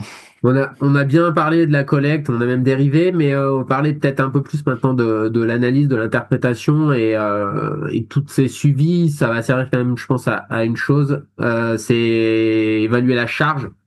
Donc une question qui est ouverte, vous répondrez soit Rémi, soit Maxime comme vous voulez. Quelle méthode vous utilisez pour quantifier la charge? Je sais pas, Kogan, Foster, les trims, ou peut-être quelque chose de développé en interne dans l'équipe pour Maxime, ou alors un suivi, comme tu as dit dans un podcast au nez, Rémi, et on sait que certains sont très bons en faisant ça. Donc je sais pas, Rémi peut-être, et puis Maxime après. Tu vas être dégoûté de ce que je vais te dire. Non, mais en vrai, je regarde quasiment jamais la charge. Enfin, Ah, tu me surprends pas, je fais la même chose. non, mais en fait, je la regarde vraiment. Non, mais le problème aussi, c'est qu'il faut recontextualiser en mode le trail, c'est quand même. Je vais pas dire que c'est plus compliqué que le vélo, j'oserais jamais dire ça. Mais je veux dire qu'on n'a pas de variables assez transversales qui permettent de vraiment bien contrôler, tu vois. Parce que quand la personne elle est avec des bâtons et marche dans du raid, c'est pas la même demande que si elle court sur du roulant, c'est pas la même demande que si tu cours à plat, etc. Donc c'est très très compliqué. C'est limite s'il faudrait pas faire une distribution, une charge basée sur la fréquence cardiaque, limite, pour avoir une bonne idée, plus ou moins, et après avec un volume horaire. Sinon, ouais, je regarde un peu en fait le wattage et le nombre de kilojoules pour le coup, avec la montre. Donc là, je pars du principe que bon, la montre c'est quelque chose de peut-être assez reproductible en tout cas. Et du coup, bah, je regarde ça. Ça me donne le wattage, ça me donne une distribution d'intensité, puis le nombre de kilojoules. et je le considère comme un TSS classique, bon, même si c'est pas la même chose, je sais, mais j'utilise ça comme variable et je me dis ok, il faudrait pas trop que ça bouge, etc. Mais dans le trail c'est compliqué quoi. Puis il suffit que tu rajoutes, tu fasses un peu d'entraînement croisé, que tu mettes un peu de vélo, Ouais, bah là t'es bien là, t'es nickel. Donc non, assez compliqué. Pour le coup, moi je regarde quasiment jamais, beaucoup de feedback et après juste avoir une programmation qui est pas débile quoi. ouais. Je te rejoins assez. Et finalement, peut-être que ce qui paraîtrait le plus accessible, mais après, c'est ça a plein de limites, mais c'est peut-être Foster, parce que ça permet de te prendre en compte un peu tous les sports, mais bon, ça reste très aussi lié à ce que l'athlète va Mm. répondre, par exemple, sur son RPE. Donc bon, après, bon, normalement, toi, tu prévois des séances en te disant quand même, tu devrais aller sur tel ou tel RPE. Donc, bon, normalement, tu peux quand même plus ou moins voir si l'athlète met n'importe quoi dans ses RPE, mais c'est sûr que, enfin, Maxime qui encadre un sport qui est peut-être un peu plus normé, vous faites quoi, vous, du côté du cyclisme? Ben, nous, on utilise beaucoup le volume, déjà, quand même, hebdomadaire. C'est quand même un marqueur de la charge d'entraînement par le volume, mais important pour les coureurs. Et après, avec la plateforme d'entraînement qu'on a, on utilise beaucoup Kogan, donc avec des moyennes exponentielles sur 7 jours, 42 jours. On peut moduler ce qu'on veut, mais généralement, ouais, beaucoup de volume. Et après, Kogan pour mieux comprendre les dynamiques de charge sur une saison complète et l'évolution année après année. Et après, on fonctionne beaucoup quand même, comme nous, on a des blocs de 2, 3 mois d'entraînement et de compétition. Je sais pas comment vous commencez dans le trail, mais en gros, nous, on commence une saison au mois de dans 15 jours pour les coureurs. Il y a 2 mois de préparation. Ensuite, il y a une période de compétition, puis une coupure, puis de nouveau des mois de préparation, plus ou moins long en fonction du profil des coureurs, compétition. Et donc, on va quand même rapidement aussi comparer ce qu'il a fait l'année passée en termes de volume, en termes de charge, justement, pour adapter ce qu'il va faire l'année suivante. Et on se base beaucoup sur ce qu'il a fait, ses sensations, ses retours, pour adapter ce qu'on va faire sur le bloc suivant, et année après année, pour qu'il y ait une évolution, une progressivité, et dans ce qu'on va lui prescrire après à l'entraînement. Théo, je crois que tu voulais rebondir un petit peu là-dessus, sur la charge. Ouais, rapidement, c'était du coup c'était intéressant de voir aussi les deux aspects et de parler de la différence qu'il y a entre un sport porté avec des impacts comme la course à pied et encore plus le trail lorsqu'il y a du dénivelé et le vélo, et que du coup la limitation c'est pas forcément la même. Sur le vélo, la limitation elle est quand même rarement biomécanique, sauf si je me trompe Maxime, mais voilà, globalement en trail souvent ce qui va limiter c'est l'exposition quand même au volume. C'est par exemple un athlète passer de 4 heures à 8 heures à vélo. À mon sens, j'ai pas d'études en tête, mais il y a moins de risques de pathologie que de passer d'un volume de 50 bornes semaine à 100 km sur une semaine, de faire un pic de charge. Et du coup, on a souvent plus des limitations quand même qui sont périphériques et biomécaniques avec des blessures. Et du coup, moi, ce que j'utilise le plus, c'est de comparer avec les kilomètres efforts. Du coup, c'est le volume, moi je le fais par semaine, mais ça peut être fait sur un bloc, c'est de faire le volume de kilomètres. Donc, je sais pas, s'il y a 60 kilomètres, ça va faire 60 points. Et s'il y a 100 mètres de dénivelé, chaque 100 mètres de dénivelé correspond à un point. Donc, par exemple, 60 kilomètres et 4000 de dénivelé, ça fait un total de 100 points. Du coup, moi, je me sers beaucoup de ça pour faire évoluer les semaines chez mes athlètes. Mais attention, comme l'a dit Rémi, c'est aussi vraiment spécifique en fonction de la technicité et du ratio que vous préparez. Cette charge-là, je la mettrai pas au même niveau entre un athlète qui prépare un 90 du Mont Blanc, une Pika Pika, ou ou une Saint-Élion, ou un ultra du Beaujolais. Voilà, ça n'a rien à voir. Donc, faut avoir, je pense, en tête aussi entrer les limitations biomécaniques et aussi prendre en compte la spécificité qui est vraiment primordiale à mon sens. Rémi, tu fais ça aussi un peu. C'est vrai que moi, je fonctionne un peu comme ça. C'est vrai que le volume un petit peu et le dénivelé Mm. qu'on va chercher dans la semaine, c'est un des premiers critères peut-être qu'on regarde dans le trail par rapport peut-être à d'autres sports. Tu fonctionnes comme ça aussi Oui, ou oui, c'est ça, hein. Bah, de toute façon, déjà de base, vu que tu planifies, en tout cas moi c'est ce que je fais, mais je planifie rarement à la distance. Ça peut m'arriver quand même en trail, mais je planifie très rarement à la distance. Donc déjà là, tu regardes un volume horaire, tu vas pas regarder un volume forcément kilométrique. Et après la seconde, évidemment la seconde métrique, c'est le vertical quoi, c'est le dénivelé positif cumulé. Et après globalement, moi c'est les deux trucs. Et puis oui, quand même les kilojoules, je regarde un peu. Même d'un point de vue purement énergétique en fait. Des fois, je me dis, ouais, parce que ça reste une bonne estimation de la dépense globale de la personne sur une semaine ou quoi. Et des fois, ça peut quand même te donner un peu une idée. Et après, c'est globalement tout, quoi, ce que je regarde. Après, il faut faire une planification intelligente. Bah après, ouais, non, mais après, c'est sûr que quand t'es dans un bloc, tu vas pas faire des élévations de charge de 300% et tu vas pas remettre 4 séances d'intensité, quoi. À part si on s'appelle Nico Martin, mais... non, mais voilà, tu vois. Normalement, à part si c'est vraiment dans une logique de tu veux faire un petit bloc et puis voilà, mais sinon, généralement, c'est toujours dans la continuité, donc tu fais jamais des folies. Et après, en parallèle, si quand même, si les athlètes on les montre, pour le coup, je regarde aussi la FC de repos. Alors, je sais pas si, je suis pas sûr qu'elle soit calculée sur la nuit entière, mais au moins au lever. Et généralement, c'est quand même inversement corrélé au HRV. Donc ça, je soupçonne un peu les montres d'avoir des modèles un peu chelous, mais du coup, ça peut te donner un peu une idée. Généralement, c'est pour une bonne petite métrique, un peu de charge interne, même si tu peux douter un peu de la validité des montres pour estimer ce genre de truc. Peut-être pas la FC, mais au moins Et du coup, tu le HRV, quoi. l'interprètes comment parce que ce soit un peu clair pour nos auditeurs, si ça baisse beaucoup, c'est bien ou c'est pas bien, ça dépend. Bah, très souvent, moi, je vois pas des baisses énormes de la FC de repos, pour le coup. Si en tout cas l'athlète change pas trop d'environnement. Par contre, tu peux voir des hausses. Et généralement, les hausses, ça s'accompagne d'une baisse de la VFC. En tout Ouais. cas. Et ça, généralement, sur du chronique, en tout cas, je suis pas sûr que ce soit le meilleur truc, quoi. Ça, c'est pas très bon. Ouais, si c'est assez ponctuel, etc., ça peut, mais sur du chronique, j'essaie de faire assez gaffe. Et puis ouais, c'est à peu près tout. Donc souvent, je regarde un peu les sensations, la perception de la séance des athlètes. Si je vois que ça tire la tête depuis longtemps, je regarde les FC. Et si je vois que les FC c'est pas bon, je regarde les HRV. Et si le HRV il est pas bon, tu te dis bon là, il y a un Ouais. problème. Donc c'est un peu le truc, quoi. Parfaite transition, enfin introduction même. Attention, on passe à la question la plus intéressante du podcast, hein, selon moi, donc ouvrez grand vos oreilles. Comment décidez-vous d'adapter un plan d'entraînement en fonction des données collectées? Parce que bon, c'est clairement le plus intéressant parce qu'on a beau suivre toutes les datas, on fait pas du suivi de data pour suivre des datas. Il y a un moment où l'entraîneur doit trancher et proposer une adaptation si c'est nécessaire. Comment bah, vous gérez ces aspects, la gestion de la fatigue, le choix d'adapter ou non? Est-ce que vous avez des modèles peut-être prédictifs ou c'est uniquement l'expérience de l'entraîneur combinée à des suivis de données? Rémi, Maxime, ça a été une longue réponse, ça, je pense. Ah, moi c'est bon, j'ai parlé, moi j'en parle. Bah ouais, c'est tout l'enjeu de l'entraînement et de comment on adapte la charge d'entraînement par rapport à ça.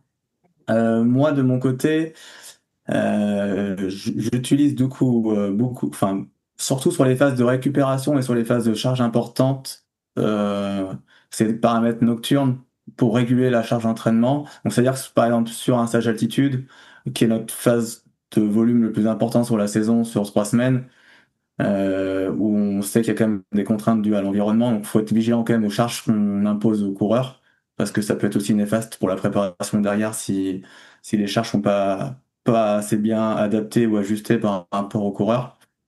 Donc nous, on fonctionne typiquement on a des blocs de 3 jours en altitude, où on fait, enfin des blocs de 5 jours. On monte sur 2 jours, on fait une journée plus tranquille, on remonte sur 2 jours, repos. On fait des blocs de 5 jours comme ça qui nous permettent déjà dans la construction de la planification de pas trop prendre de risques sur le fait qu'il y a une journée off tous les 5 jours et une journée de repos entre chaque bloc de 2 jours. Enfin, une journée récupération plutôt tranquille tous les blocs de 2 jours.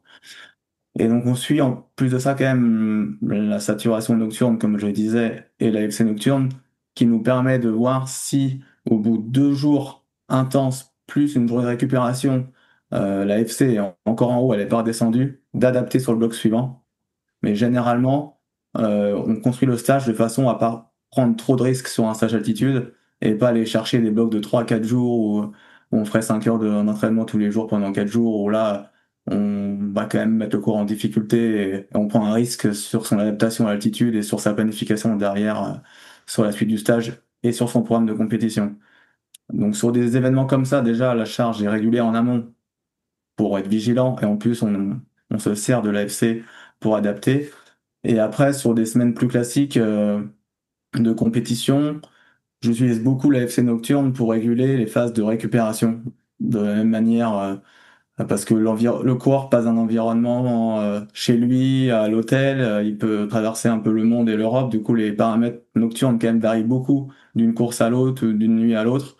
Et donc, si jamais en revenant chez lui, avant de mettre une grosse charge de travail, je trouve que les paramètres nocturnes sont parvenus à des valeurs basales qui permettent de faire un travail conséquent sous fond de fraîcheur, j'adapte la récupération.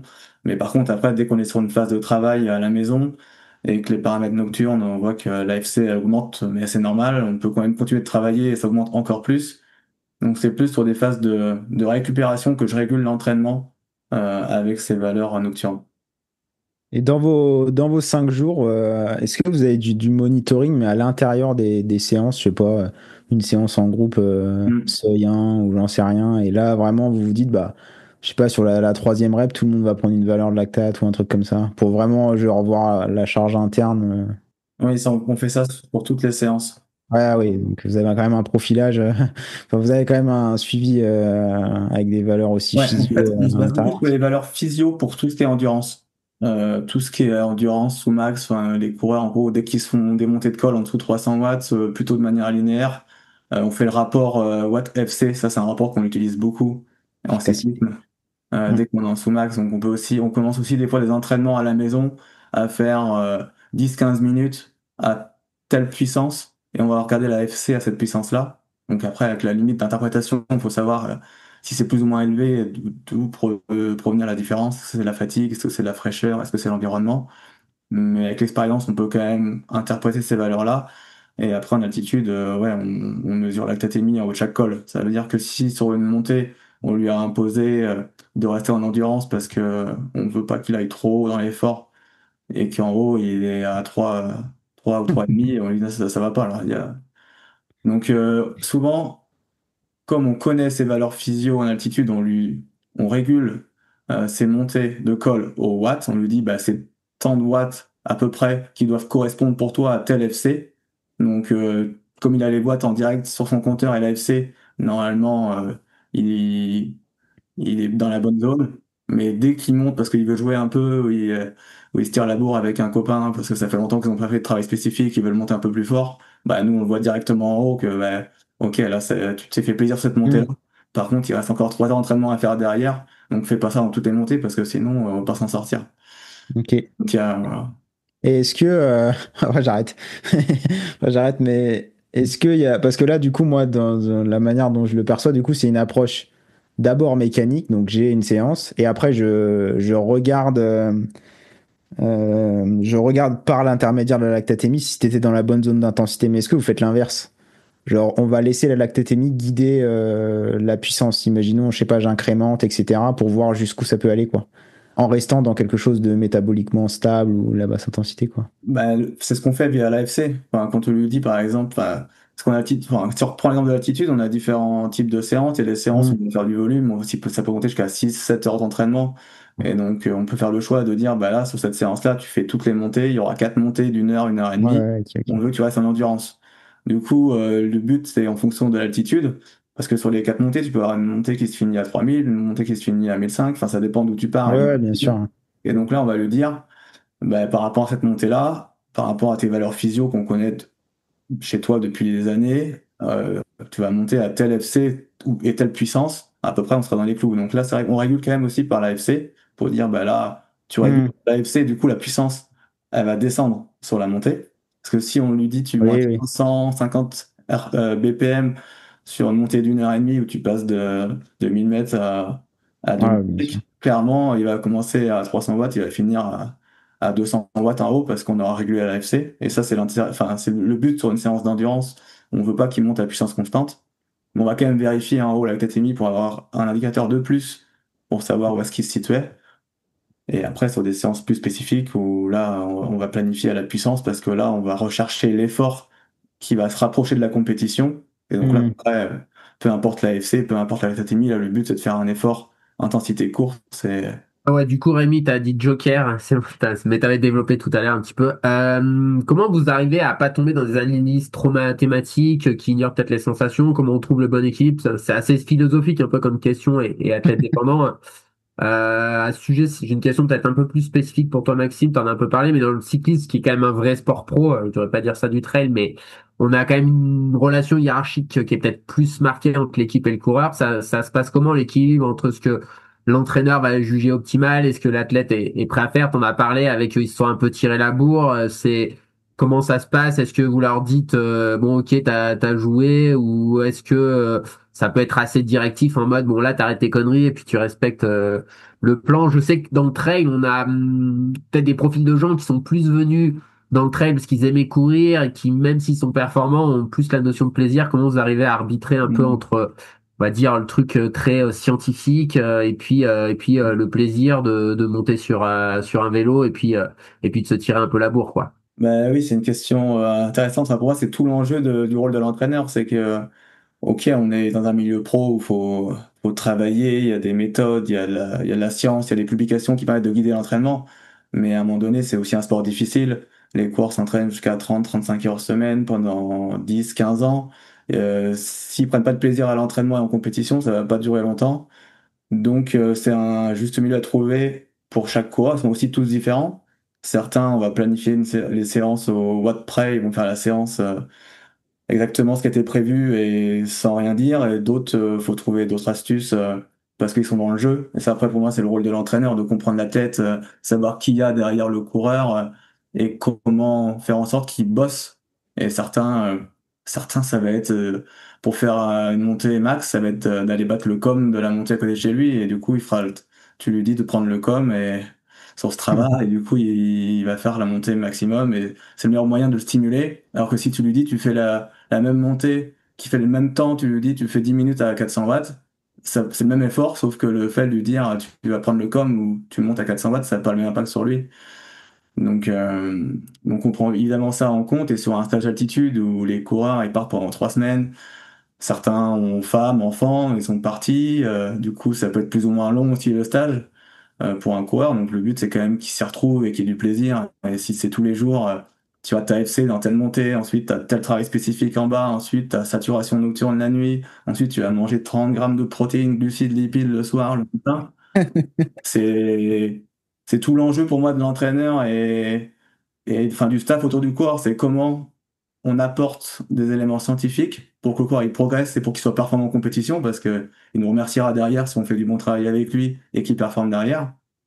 Mais comme on prend en compte le côté humain et le côté plaisir et si on fait tout bien côté perf et on oublie le côté humain et plaisir, on prend pas en compte l'aspect mental et pour moi on fait une grosse erreur. Donc c'est toujours un juste milieu à trouver entre tout ça et des fois les coureurs ont envie de se faire plaisir et ils font une petite course dans une montée et si on le prend en compte après nous l'entraînement derrière, on adapte un peu la séance et puis voilà, ça passe. Donc faut pas que ce soit tout le temps comme ça, mais ça fait partie aussi pour moi du rôle de l'entraîneur.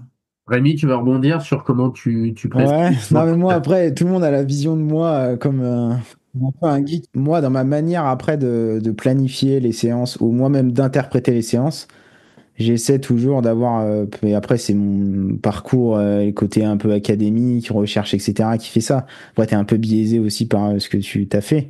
Mais après, je pense pour le coup, j'ai progressé, entre guillemets, mais sur vraiment cette approche-là.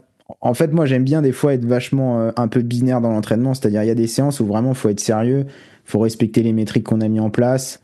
Évidemment, rester flexible si jamais ça va pas et toujours avoir le côté subjectif, mais vraiment travailler. Et après, le reste du temps, surtout dans une activité comme le trail, où les gens sont quand même là aussi pour passer du temps dehors, tu peux pas mettre ça de côté, etc. Donc, il y a un temps pour vraiment s'entraîner et être sérieux, et il y a un autre temps pour juste profiter et pas trop regarder tout ça, tu vois. Et moi, je pense que je suis un peu là-dedans. Donc, mais par contre, sur les séances où on a vraiment un besoin d'être précis, bah j'ai envie que l'athlète soit précis quoi. Moi c'est la manière dont j'approche la perf un peu, mais après je dis pas que ça marche toujours hein, malheureusement. Si c'était aussi facile ce serait bien, mais ça marche pas toujours. Mais en tout cas moi c'est l'approche que j'ai. Après voilà, mais pour le coup moi j'ai aucun de mes athlètes, tu vois, je leur balance pas les données à la tête, je leur explique pas ce qu'ils ont fait de bien, enfin si, s'ils ont fait les choses bien, je leur dis, mais je vais pas leur dire ouais, aujourd'hui t'étais à 1,25 d'efficacité entre la FC et la puissance et t'as eu un découplage de 0%, tu vois. Enfin, ils s'en foutent. Ils veulent juste respecter leur séance, faire leur truc, et puis voilà, si ça va dans le bon sens et qu'ils perfent, après sont contents. Mais ouais, j'essaie de trouver un peu un équilibre, quoi. Être sérieux quand il faut et avoir assez de flexibilité le reste du temps.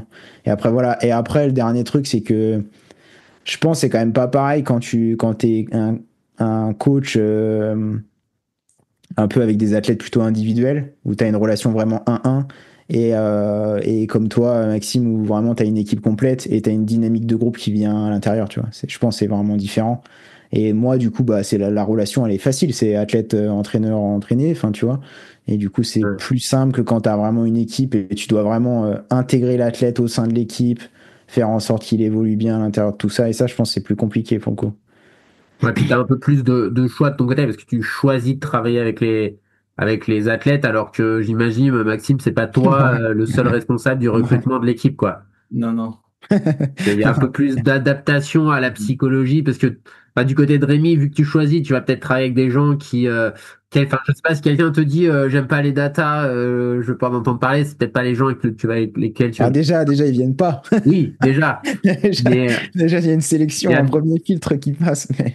mais alors que c'est pas forcément le cas dans une équipe où peut-être la direction va juger qu'un tel athlète a un potentiel, après il faut s'adapter à la psychologie de l'athlète, quoi. Ouais, c'est exactement ça, ouais, c'est sûr. Faut aussi composer avec les athlètes qui composent l'équipe et ils sont pas tous pareils, ils ont pas tous les mêmes besoins, donc forcément l'entraîneur doit être en mesure de s'adapter à l'athlète au un minimum quand même. Et ça, t'as dit que vous étiez 4 entraîneurs. Peut y avoir des transferts d'athlètes vers un autre entraîneur parce que, je sais pas, la psychologie convient mieux, match mieux, ou voir un athlète en extérieur, des fois, ça arrive, ou vous gérez forcément tous les athlètes de l'équipe. On gère tout le monde maintenant en interne depuis quelques années maintenant. Maintenant qu'on est quatre et on a les ressources humaines pour gérer tout le monde, on gère tout le monde. Justement, quand on fait un entretien, quand je fais l'entretien avec un futur coureur qu'on recrute, le but c'est de comprendre comment il fonctionne sur la partie entraînement pour que je puisse flécher l'entraîneur qui sera le plus adapté par rapport à ce que je ressens en termes de besoins. Même si après, nous, en interne dans l'équipe, le but quand même, c'est que la prise en charge soit quand même homogène. Parce que c'est tout l'enjeu d'un sport comme le nôtre, où on est sur un effectif de entre 26 et 28 coureurs année après année, et qu'on divise l'entraînement entre 3, 4, 5 coachs, ça dépend des équipes. Et le but, c'est comment justement la prise en charge de l'athlète est la même, malgré le fait que ce soit des coachs qui soient différents, qui prennent en charge les athlètes. Donc, faut quand même pas qu'il y ait trop de différence dans la façon d'appréhender les choses, dans les retours qu'on fait aux coureurs, dans la façon de communiquer avec les coureurs, même si chaque entraîneur après a sa façon de communiquer, sa façon d'être humainement et de planifier, mais c'est l'enjeu qui est quand même une certaine homogénéité dans la prise en charge du coureur au sein même d'une structure. Et vous voyez pas trop de disparité du coup entre les coachs sur les contenus, etc. Bah ça, c'est mon rôle justement de cadrer ça. Calmez-vous. Euh, on a une trame, par exemple.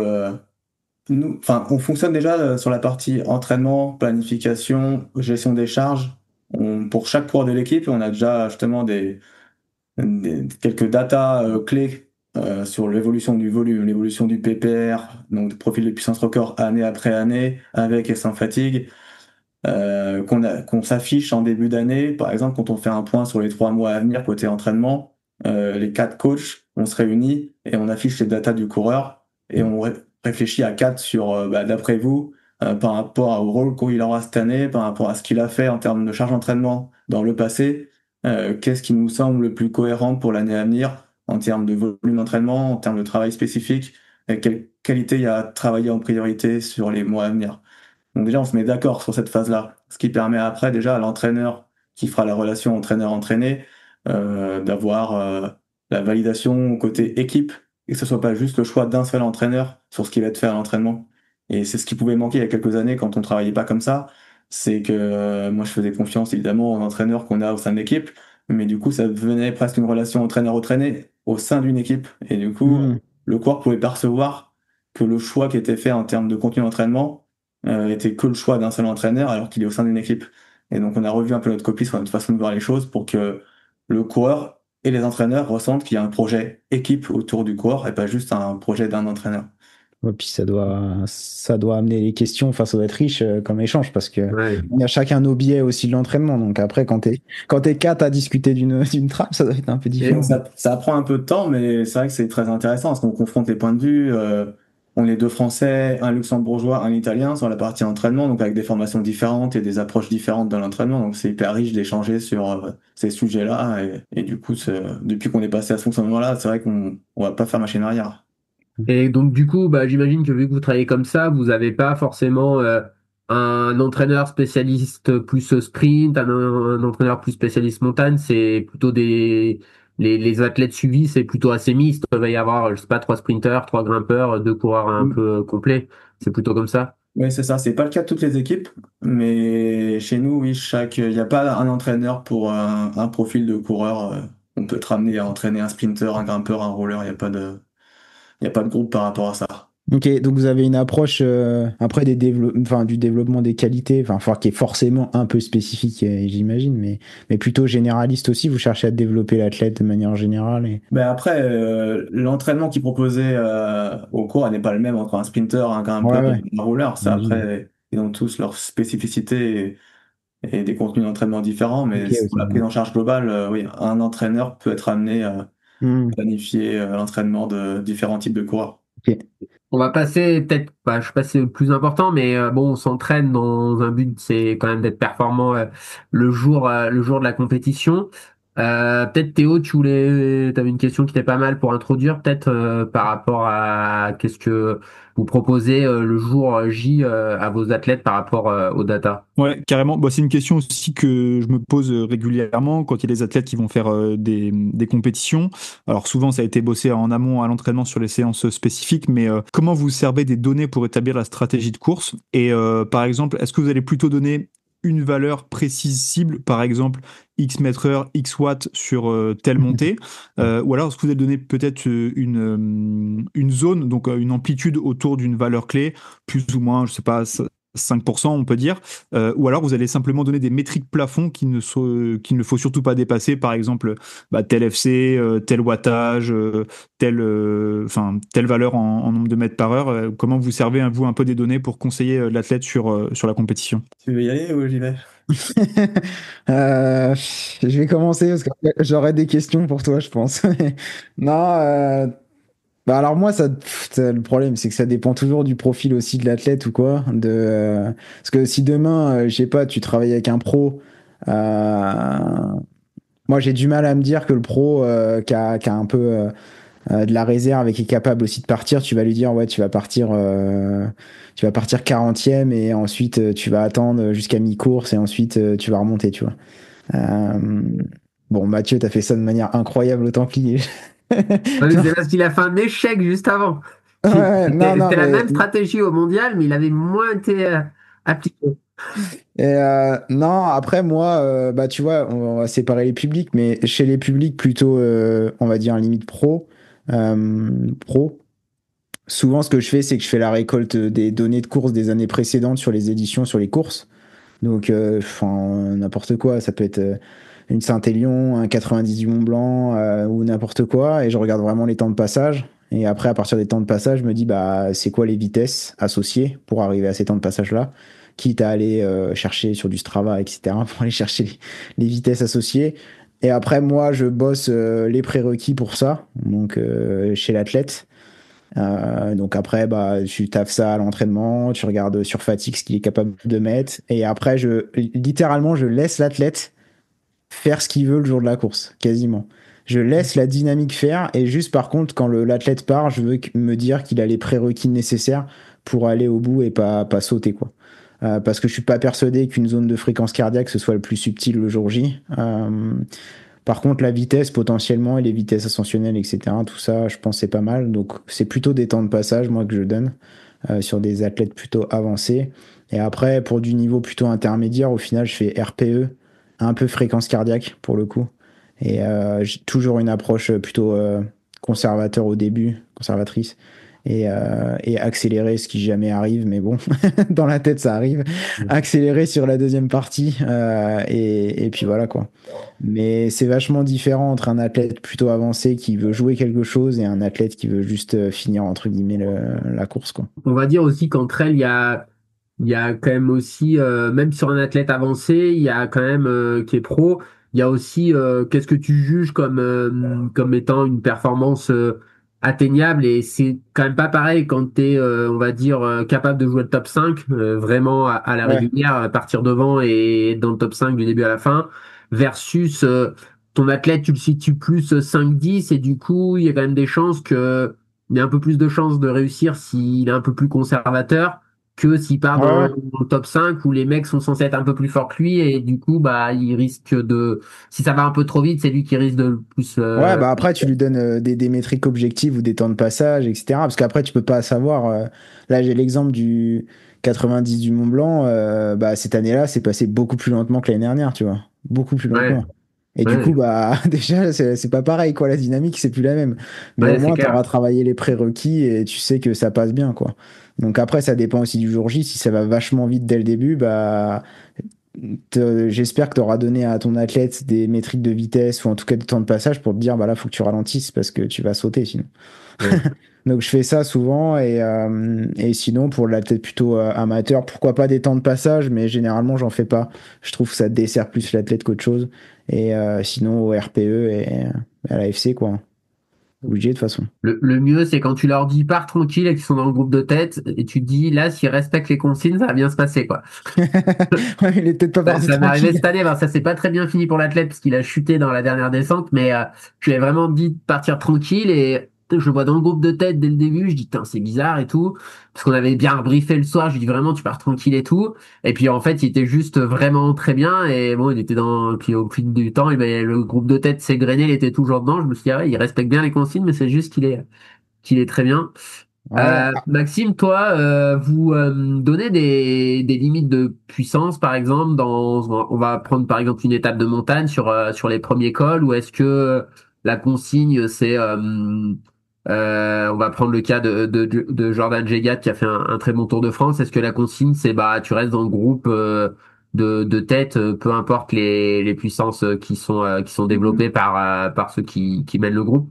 Ouais, voilà, sur la partie chrono, c'est un peu différent, on pourra en parler après, où il y a une gestion d'effort qui est quand même planifiée et assez précise.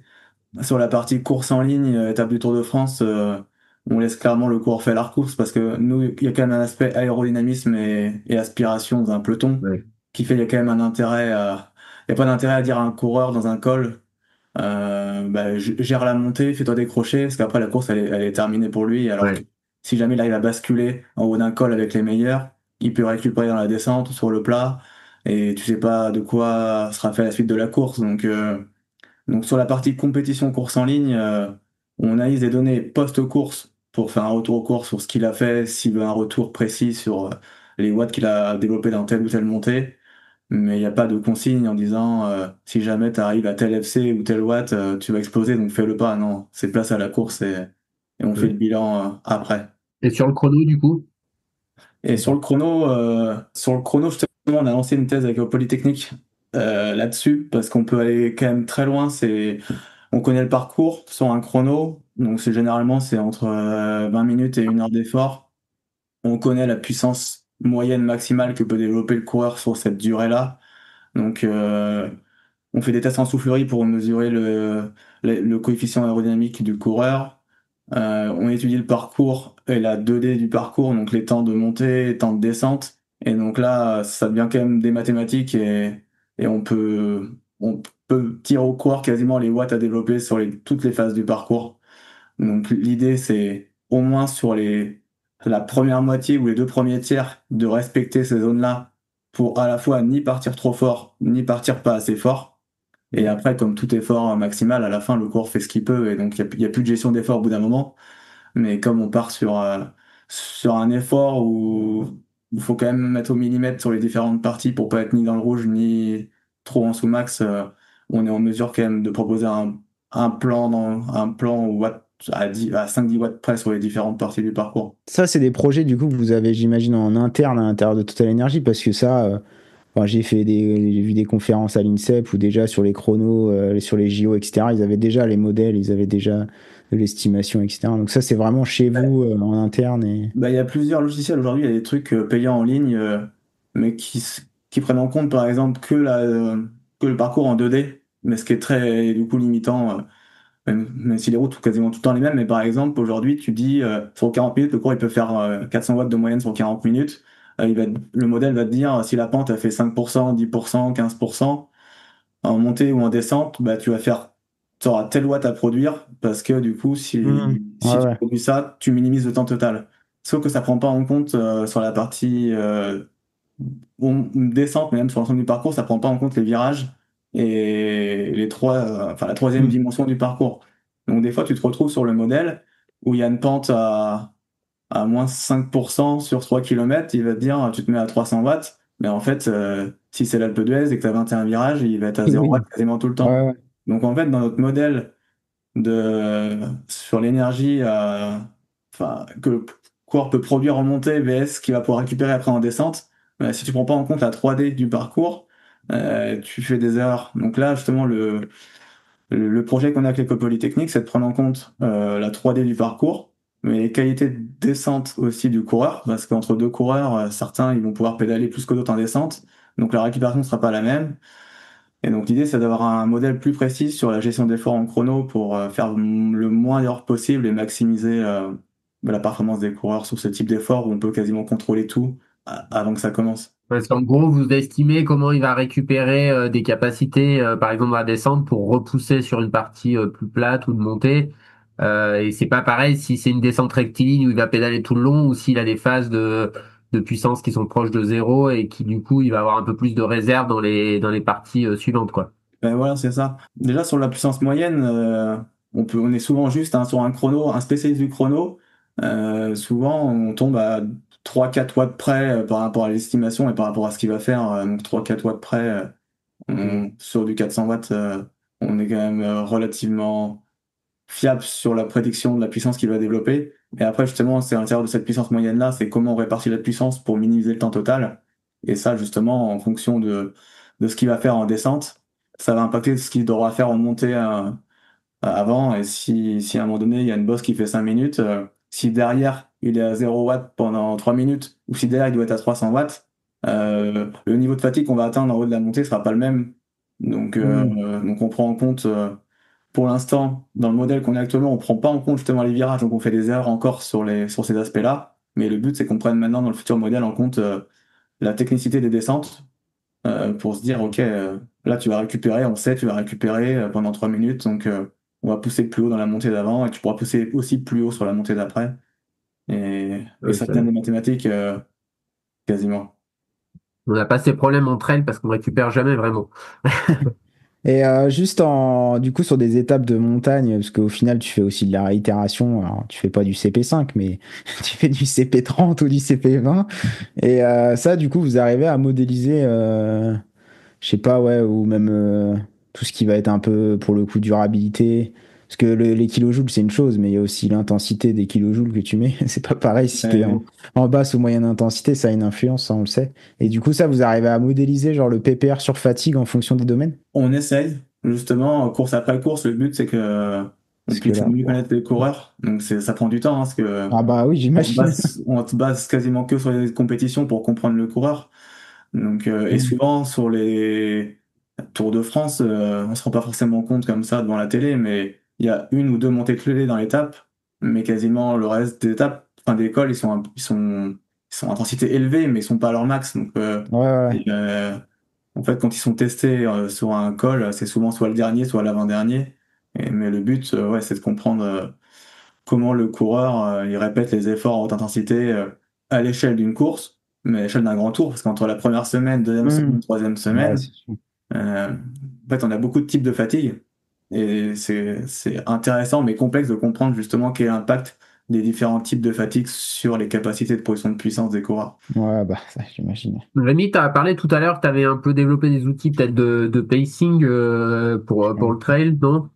Enfin, vraiment, comment Non. tu... Ouais. Est-ce que tu utilises juste, j'estime le niveau de mon coureur, je regarde les temps de passage de l'année précédente et du coup, j'ai une estimation plus ou moins de ce qu'il va faire, ou est-ce qu'il y a vraiment, t'as développé, je sais pas, un petit modèle un peu prédictif où tu rentres les données de ton athlète et puis ça te sort, un chrono avec, je sais pas, la trace GPI de la course, est-ce que...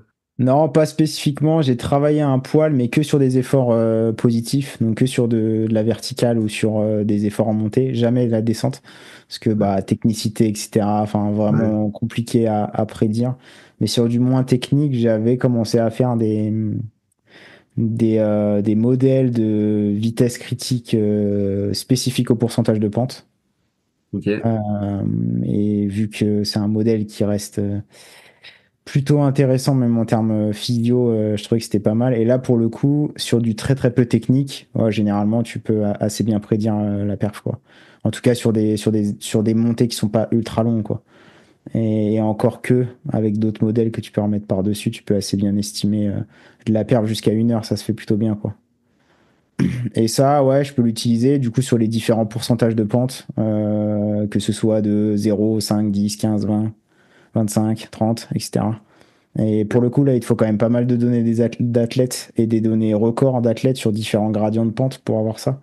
Mais après ouais, ça peut se faire, quoi. Après, je pense de plus en plus que si les montres, c'est pas si déconnant d'un point de vue puissance, au final, tu peux l'avoir tu peux avoir une critique, etc. et avoir des modèles prédictifs assez fidèles, quoi. En prenant en compte évidemment la technicité, mais souvent c'est pas si mauvais, quoi. Et sinon, ouais, j'ai un tout petit truc pour les épreuves en VR et aussi un peu pour le ski, du coup.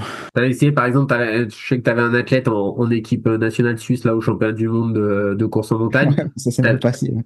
Ouais, mais t'avais Non, essayé de prédire le chrono qu'il allait faire sur le parcours ou pas non, fort? sur la verticale, j'avais pas fait, parce que je lui avais dit de partir un peu un poil avec la dynamique. Après, j'avais estimé plus ou moins un temps. Bon, j'étais pas des masses. Bon, après, c'est pas une erreur de fou, mais j'étais pas des masses. T'avais prédit le temps de Rémi Bonnet? Et je savais qu'il était ultra en forme, mais après, quand tu regardes sa courbe de VAM record, Ouais. c'est impressionnant, mais c'est pas, en fait, c'est dans ses cordes, quoi. Oui, oui, oui. Ah bah non, Euh, mais de toute manière, si un athlète sort une perf qui est décorrélée de ce qu'il a déjà fait à Je veux l'entraînement, dire, c'est pas comme Fouli où là, vraiment, pour le coup, de moi, d'un point de vue même purement, enfin, physio, tu vois, je me dis, ouah, c'est quoi, c'est une dinguerie, quoi. Pour le coup, Ouais. plus que là, mais ouais, non, c'est à peu près tout, quoi. Poulier, on parle du record du monde de kilomètres vertical où Rémi Bonnet a fait il y a quelques semaines 27-21 en dépoussiérant le record du monde de 1 minute 30 et en déposant tous ses concurrents à 3 minutes sur la même course. Donc voilà. Je me dis d'un autre côté, quand tu vois quelle vitesse ascensionnelle ils peuvent atteindre avec un vélo sur des pentes qui sont pas si importantes, tu te dis que finalement, qu'un humain arrive à faire ça, c'est pas non plus si étonnant que ça, quoi, même si c'est très très élevé. Enfin, moi, quand je vois les vitesses ascensionnelles en cyclisme, je trouve ça lunaire, quoi, quand on atteint des 1900 mètres heure sur un vélo avec des pentes qui sont quand même rarement au-delà de 10-12%, c'est quand même ultra impressionnant. Je sais pas. Enfin, moi, ça m'impressionne autant que faire du 2200 mètres heure sur un KV, quoi. Ouais, Bon, on a fait un bon tour. On pourrait faire des heures dessus. Merci beaucoup pour votre temps. Si vous voulez rajouter des choses, n'hésitez pas. Mais c'était vraiment sympa. Alors, c'est parti un peu dans tous les sens, que c'est un sujet vaste, mais c'était hyper riche, assez technique. Bon, on est dans un podcast de geek, donc nous, ça nous va bien. Du coup, merci pour le coup pour votre temps et puis n'hésitez pas si vous voulez ajouter un dernier mot. Non, mais merci à vous également. C'est très intéressant de parler de ces sujets-là. Moi, je maîtrise un peu moins le trail par rapport au vélo, mais c'est toujours intéressant de croiser les différentes activités et les différentes approches. Donc, c'était top. Merci à vous. Merci à toi, Maxime. Rémi, un dernier mot? ouais, bah pareil. Ouais, non, j'avais pas de. Enfin, t'as tout le temps des questions, mais bon, Ouais. des Fais ta questions. pub un peu. Comment? Fais ta pub. Non, ouais, j'ai pas de pub à faire. Pour l'instant, je Mais suis en t'as la train moitié de. du trail français qui habite à Annecy et dit que t'as monté un labo. Non, non, ouais, mais bon, déjà, faut qu'ils viennent, les gens. Ben voilà, fais ta pub. Non, non, non, mais après l'idée, moi, de toute façon, c'est de toujours de faire en sorte d'avoir des services qui donnent des trucs concrets aux athlètes, tu vois. Donc là, j'ai énormément travaillé sur bon, les protocoles, parce que les protocoles, faut qu'ils soient intéressants, mais que pour derrière, il y a aussi de la prescription, etc. Et ça prend pas mal de temps, quoi. C'est pour ça que j'ai pas une pub encore qui est à la hauteur, on va dire. Mais... On l'a fait chez Brooks, hein, de faire des tests, et c'est vrai que c'est une chose de tester. Après, tester pour tester, ça sert pas à grand chose. Donc c'est vrai qu'après donner les bonnes prescriptions, et puis aussi, trouver en face, si tu testes pour tes athlètes, bah, c'est facile, tu vois, c'est toi qui vas prescrire derrière. Mais c'est vrai que quand tu dois donner ça à des coachs, bah, selon, voilà, Oui, la oui, non, mais c'est sensibilité du sûr. coach, faut trouver, des entrées plus ou moins différentes en fonction de la sensibilité de chacun, quoi. Oui, puis ça, c'est sans compter aussi ce qui intéresse réellement l'athlète, parce que demain, il y en a un et il veut préparer un 5 bornes et l'autre, il veut préparer l'UTMB, tu vois, la demande, c'est pas la même. Donc, Ouais, c'est ouais, bien le c'est profil clair. physio, mais... Donc, non, c'est un peu l'idée. Mais là, pour l'instant, on va dire, je suis pas encore à 100%, mes protocoles sont bons, etc. Mais sur l'interprétation et l'orientation, j'ai encore un peu de taf. Donc, T'as déjà c'est pour ça. réorienté des athlètes, par exemple, en disant, non mais toi, franchement, là, qu'est-ce que tu fais de l'ultra, va faire de la course en montagne ou... Alors, j'ai vu des profils, je dirais pas les noms, mais pro pour le coup.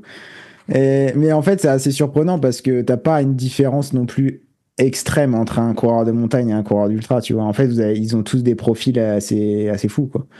Ouais. Et même sur de l'ultra, j'ai vu des trucs qui n'étaient pas intuitifs.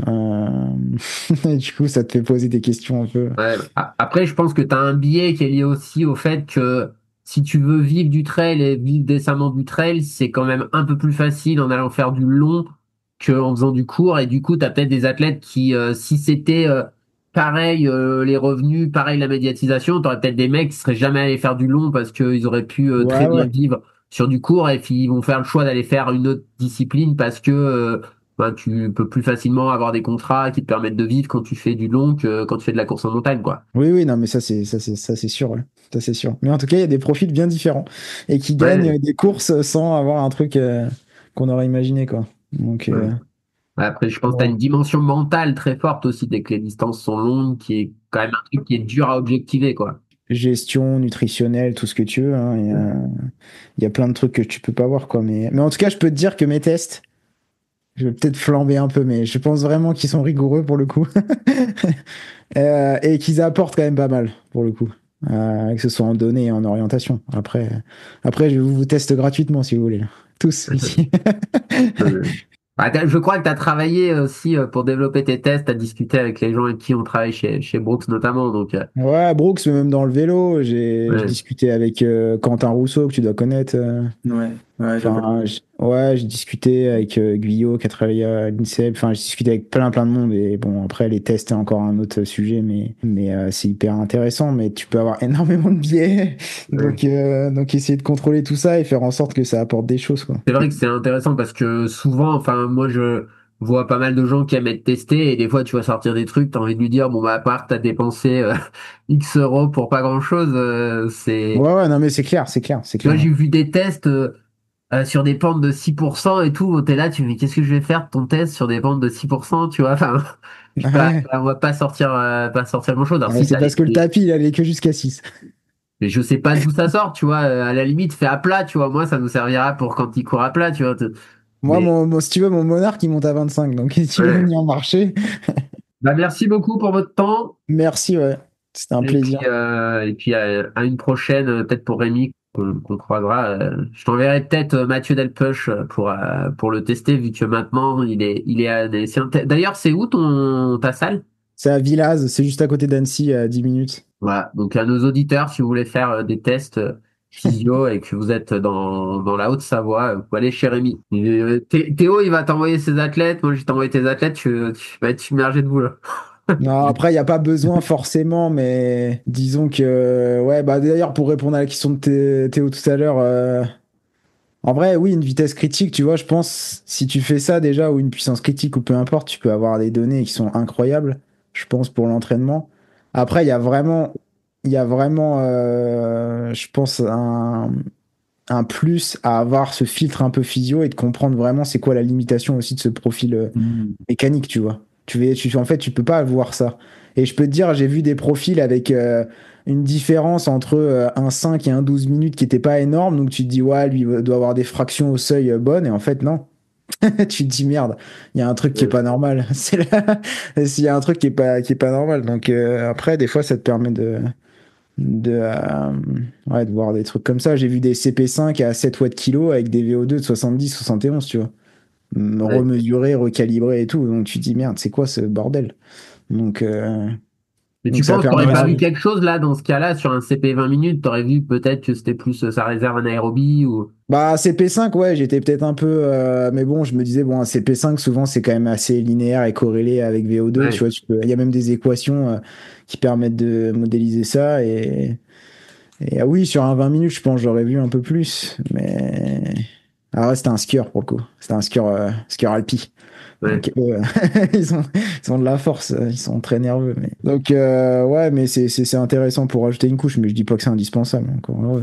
Merci à vous deux, passez une bonne soirée, puis au plaisir de vous recroiser à l'occasion. Et on remercie Samuel Marassi pour la mise en contact avec Maxime. Ouais. Bon, merci monsieur, bonne soirée. Merci à vous, bonne soirée. Ouais, merci à tous, bye. Ciao.